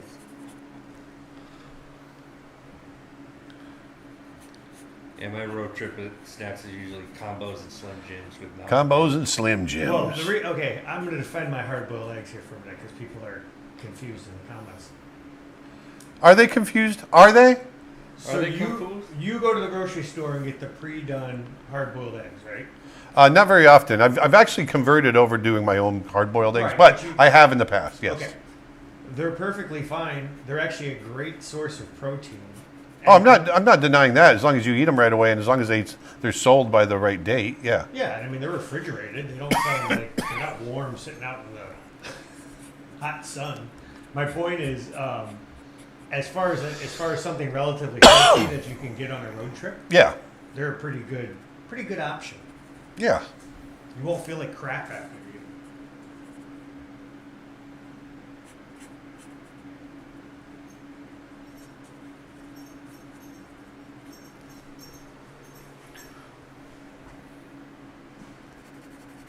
them. Twitch question: do you use construction lines for this type of drawing? No. No, because I don't want especially for marker, because I dove right in with marker drawing. I didn't do any pencil drawing. So I'm just very careful about making sure what I'm drawing is accurate.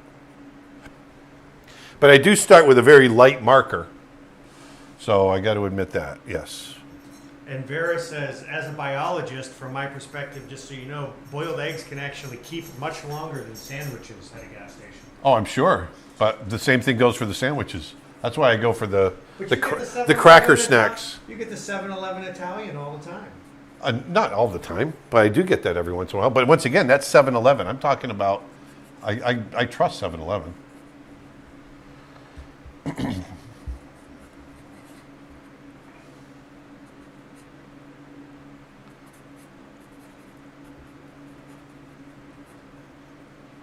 I don't think there's a town in America where there's not a 7-Eleven anymore. I'm not denying 7-Eleven. I'm not talking about 7-Eleven. I'm not saying you are. I was thinking about where would you go that there wasn't a 7-Eleven anymore. I don't think hardly anywhere. Yeah, I mean, probably if you got into like small town Kentucky, Tennessee, West Virginia, I'm sure there's places like that because I've been to those. But yeah, you're pretty hard pressed.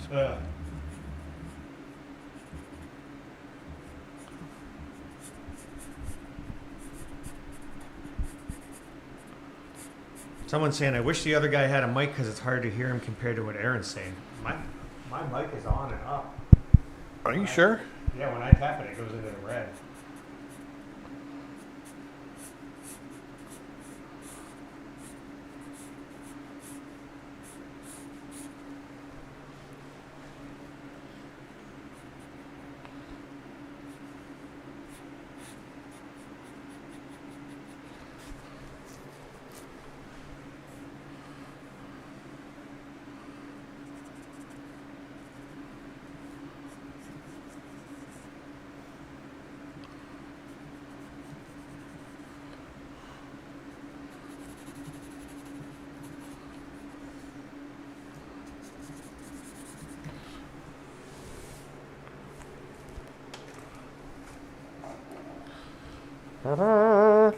Big fat marker.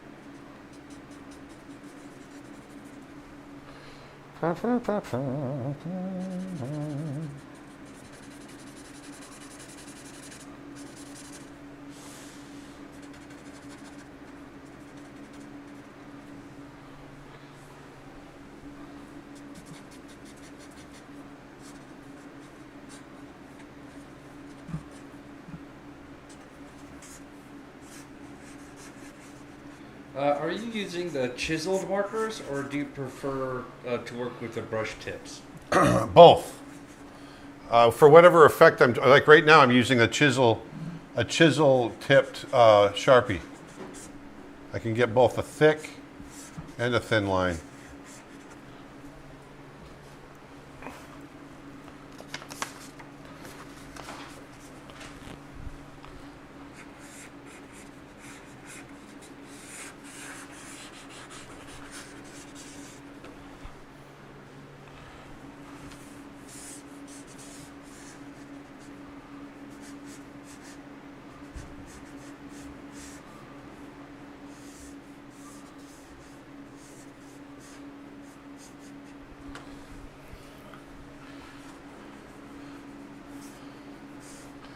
I like doing the hair like this. It almost has kind of an Art Nouveau feel.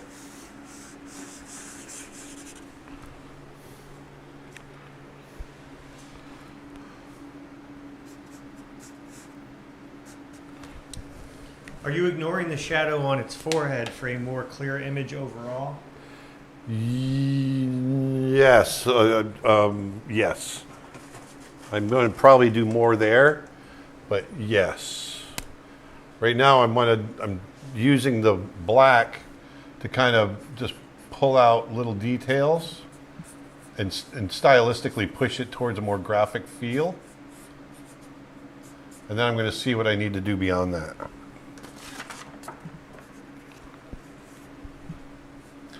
But I'm getting close. And if you want to own it, go on over to creatureartteacher.com, click the link, and you can bid on it. And the proceeds are going to go toward wildlife conservation. You can buy a piece of art and do something good all at the same time.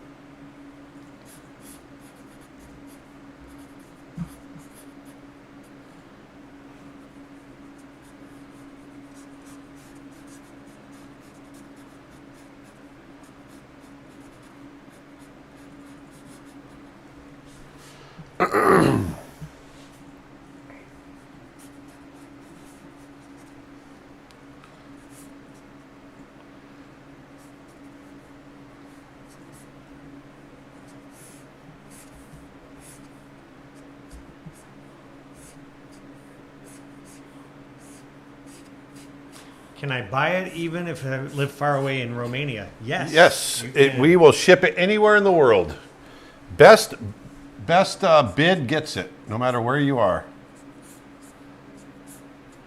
It might not get there really quick, but it'll get there.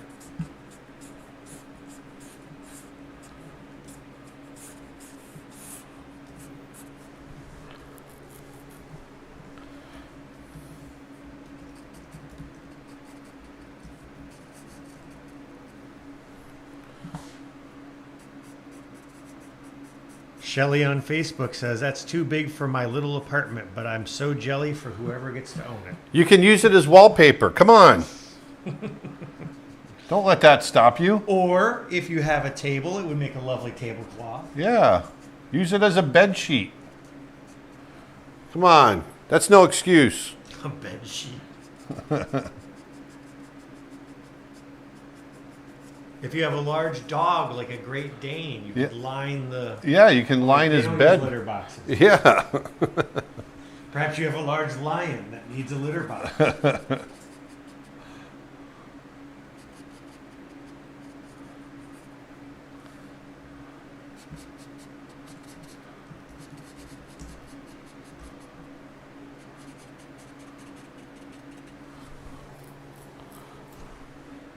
We do not accept these excuses.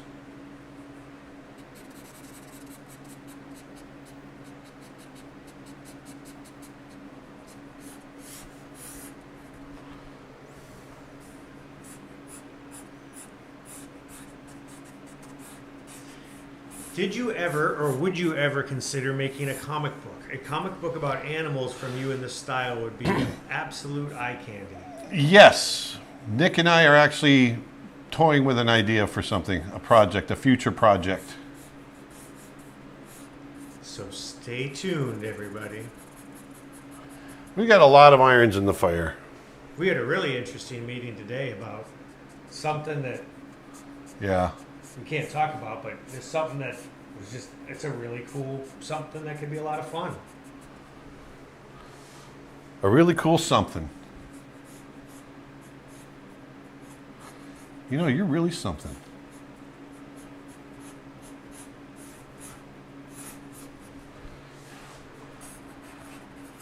Yeah, I like using this black line. It really kind of, it unifies it nicely.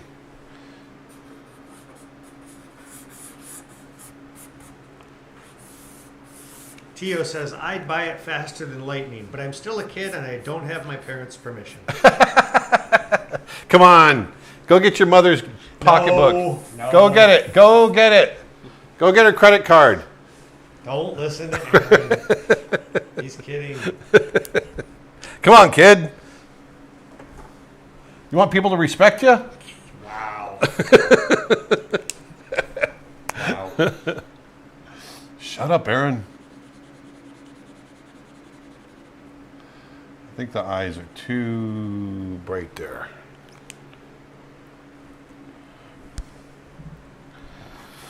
I can respect that. I'm just kidding. But am I? Yes, you are. Just for anyone who's unclear. I'm kidding. I'm going to zoom out so people can see the whole thing. Just to get a sense of how.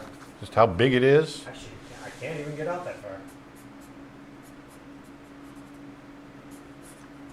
Yeah, doesn't really want to swing out that far. So.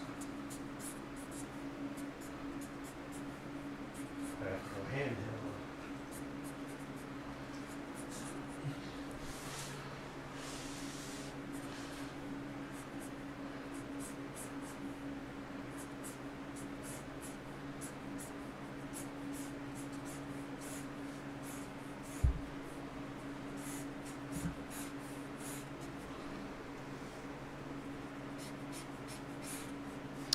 Chris asks, hey Aaron, I tend to get really muddy brush strokes when using Multiply in Photoshop. Any tips on that?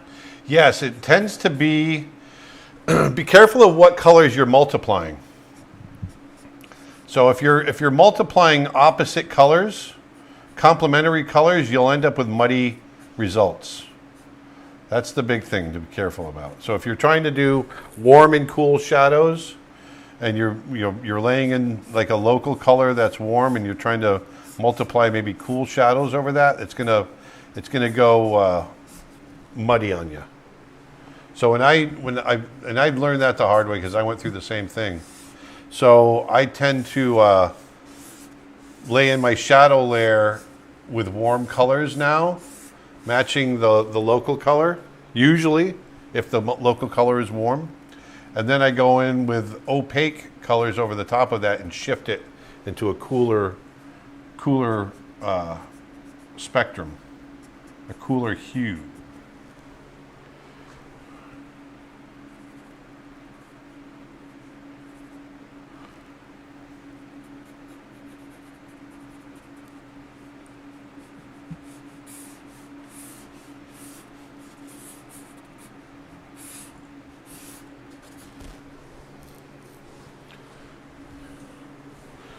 Let's see where we're at here. Hey Aaron, where is Dustin at these days?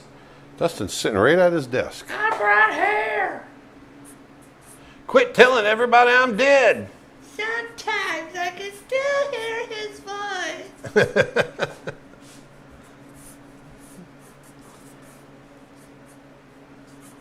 Oh, now you're totally blocking it.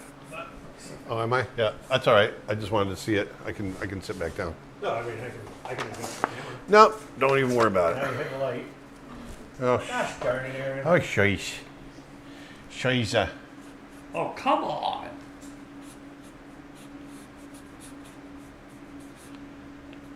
Do you like the show Futurama? Eh. It's all right. Eh. I try to be Zonji. Zonji says, Dustin is bona fide. He's a tutor.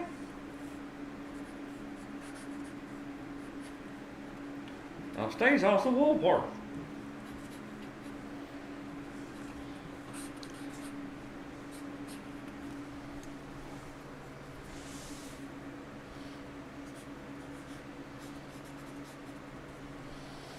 Put the other ear right about in there. I do have to stand up just for a little bit just to get. If you're right there, you're not blocking the shot for that. You'll be good.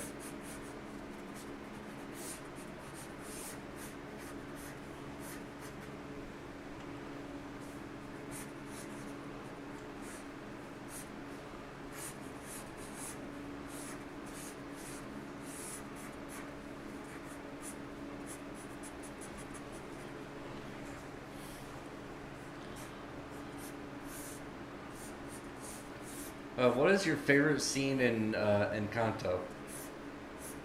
I don't know the movie well enough to have a favorite scene.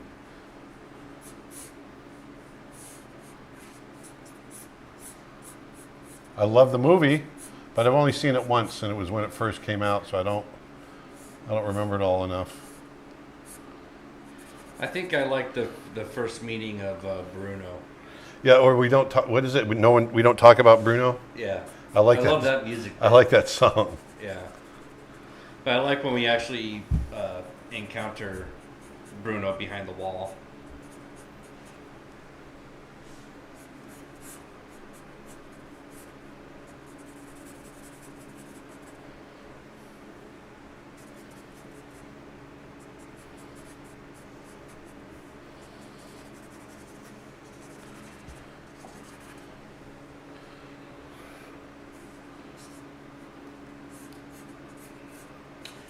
Bob wants to know, what's more complicated to animate, four-legged animals or winged animals? That's a good question. It just depends on what you're familiar with. I would venture to say four-legged, just because you've got extra appendages to worry about. Winged isn't too bad once you understand the anatomy.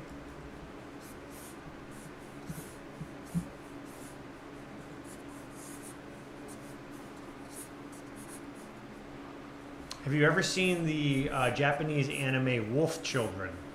I have not. Sounds interesting.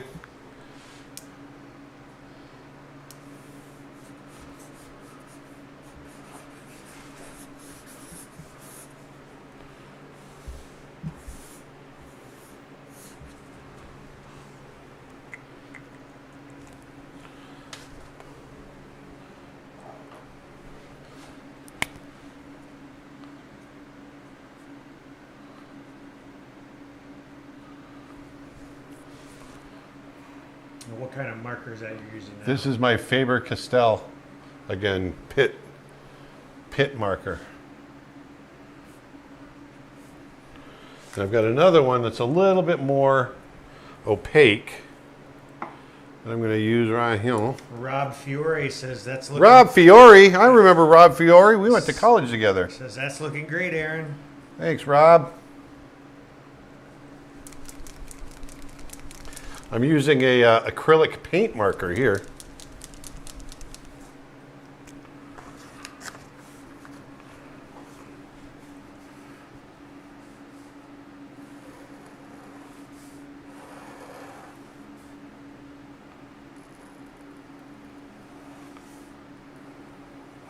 Get these whiskers working a little better. They're really faint on camera.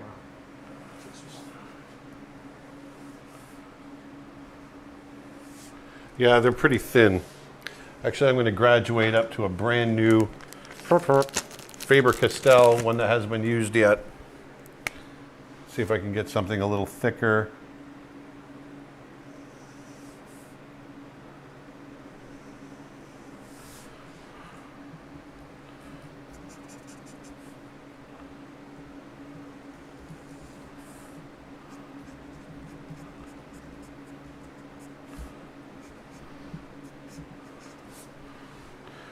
There we go. There we go. Oh yeah, those pop more.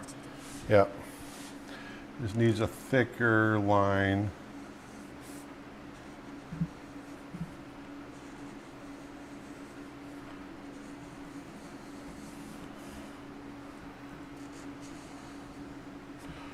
Remember, you have a chance to auction this or get this in an auction, put a bid on it. I don't know if anyone's bidding on it yet, but hey, you might get it for 50 bucks. Who knows? You never know unless you try, and it's going to go to a good cause.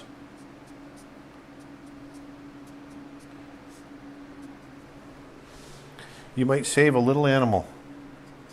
Now, wouldn't you want to do that?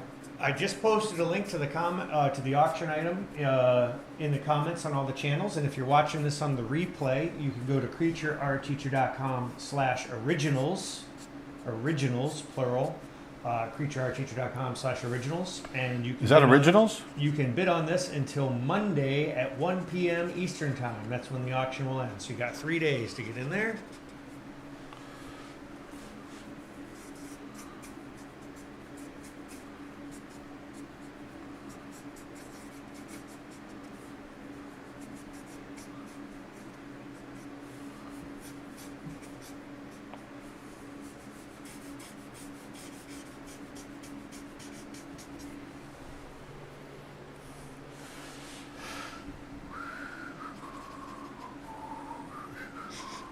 Tio says, "Oh, don't start with the little animals. Now you're making mom's credit card seem like an option." Don't do it, Tio. Don't do it. You're a good kid, I can tell.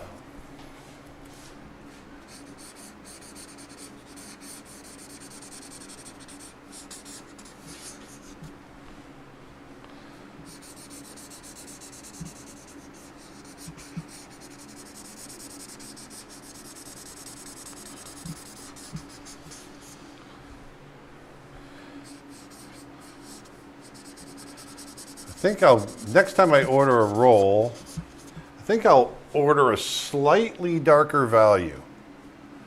A little bit darker. This is a little bit light for me.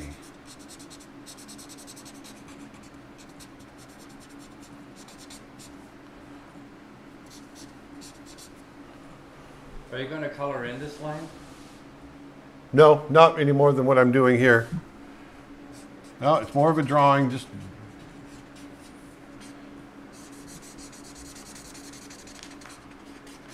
little designy. My little designy lion.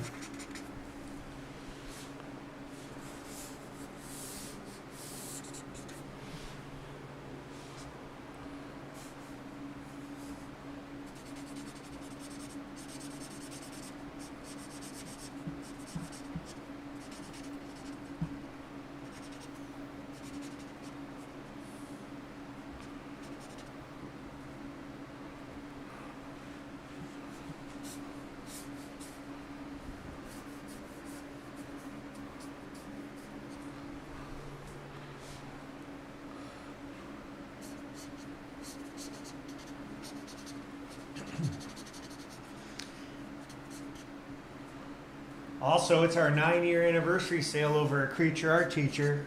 It's been 9 years that we've been teaching art education online, about around the same time we started the YouTube channel. A little Yeah, bit before. exactly.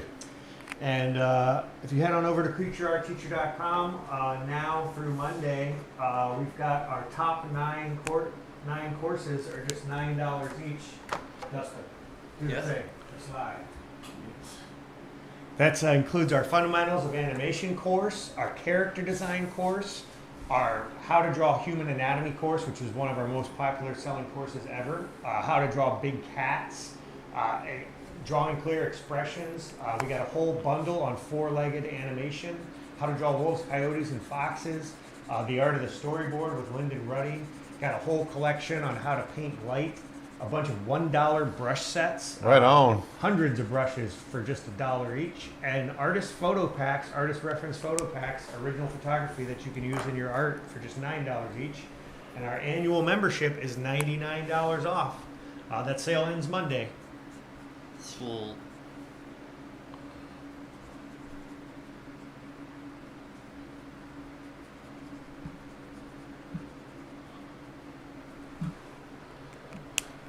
I think we're pretty close.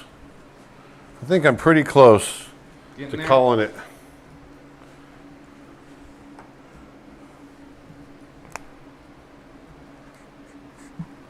Yeah, this thing, I used that one up. I'd used that one up on the last live stream we did, where I did work big with a big cougar.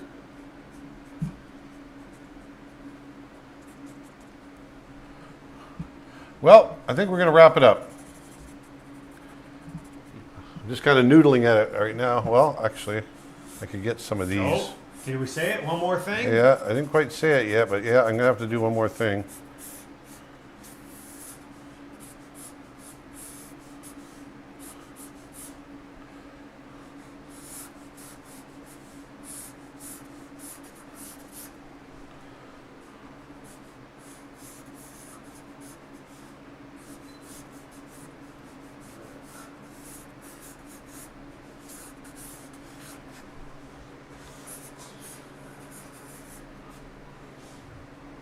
There we go. There's our lion today. Our lion around. Tio says, I might not end up being able to get the drawing, but these courses and the membership is something I don't want to miss out on. Art is my life, and I actually want to make something of it. All Good right, for you. we'll do it. Hey, I'm a perfect example. Don't let anyone tell you you can't make a living at being an artist. That's all I've ever done my whole life. Ryan wants to know, how do you call it instead of doodling on a piece like this here and there for the next 2 weeks? When I get tired of it, it feels pretty balanced. You know, I think it's all pretty much there. It was fun. It's kind of designy. It's an artistic interpretation, and it just feels done to me.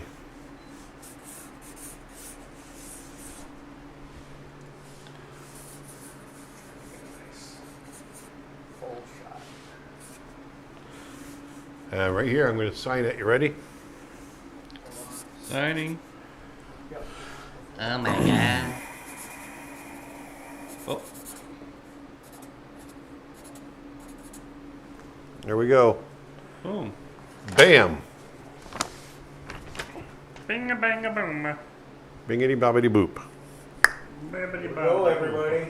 So, if you want this and you want to support wildlife conservation, go on over to creatureartteacher.com, click the link, and you can bid on it. No matter where you are in the world, and we'll wrap it up and send it your way.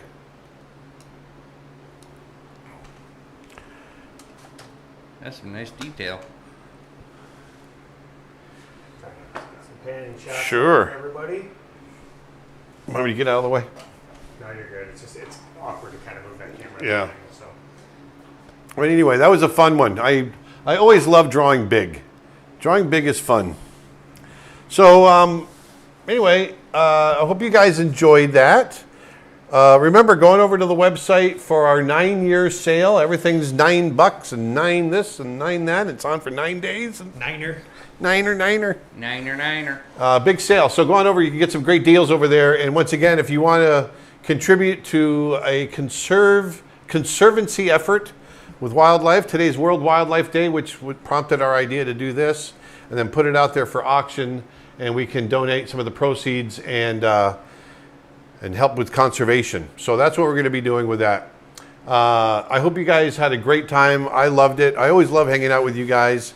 And keep in mind, once again, this is our first Friday. We're back to doing live streams the first Friday of every month. So it's going to be another 5 weeks now before we do this again. But if you want to join in some live streams, we still do them twice a week over at the website, creatureartteacher.com. Become a member, and you can join me every Tuesday and Thursday at 10 a.m. Eastern Standard Time as I create Snow Bear, our next animated short. That's where I'm focusing all of my time nowadays.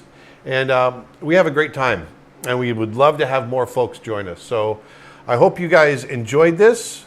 Go on out there, put some beauty back into the world, and I'll talk to you later. Thanks. Talk to you next time. Bye. Cowboy Bebop. Bye.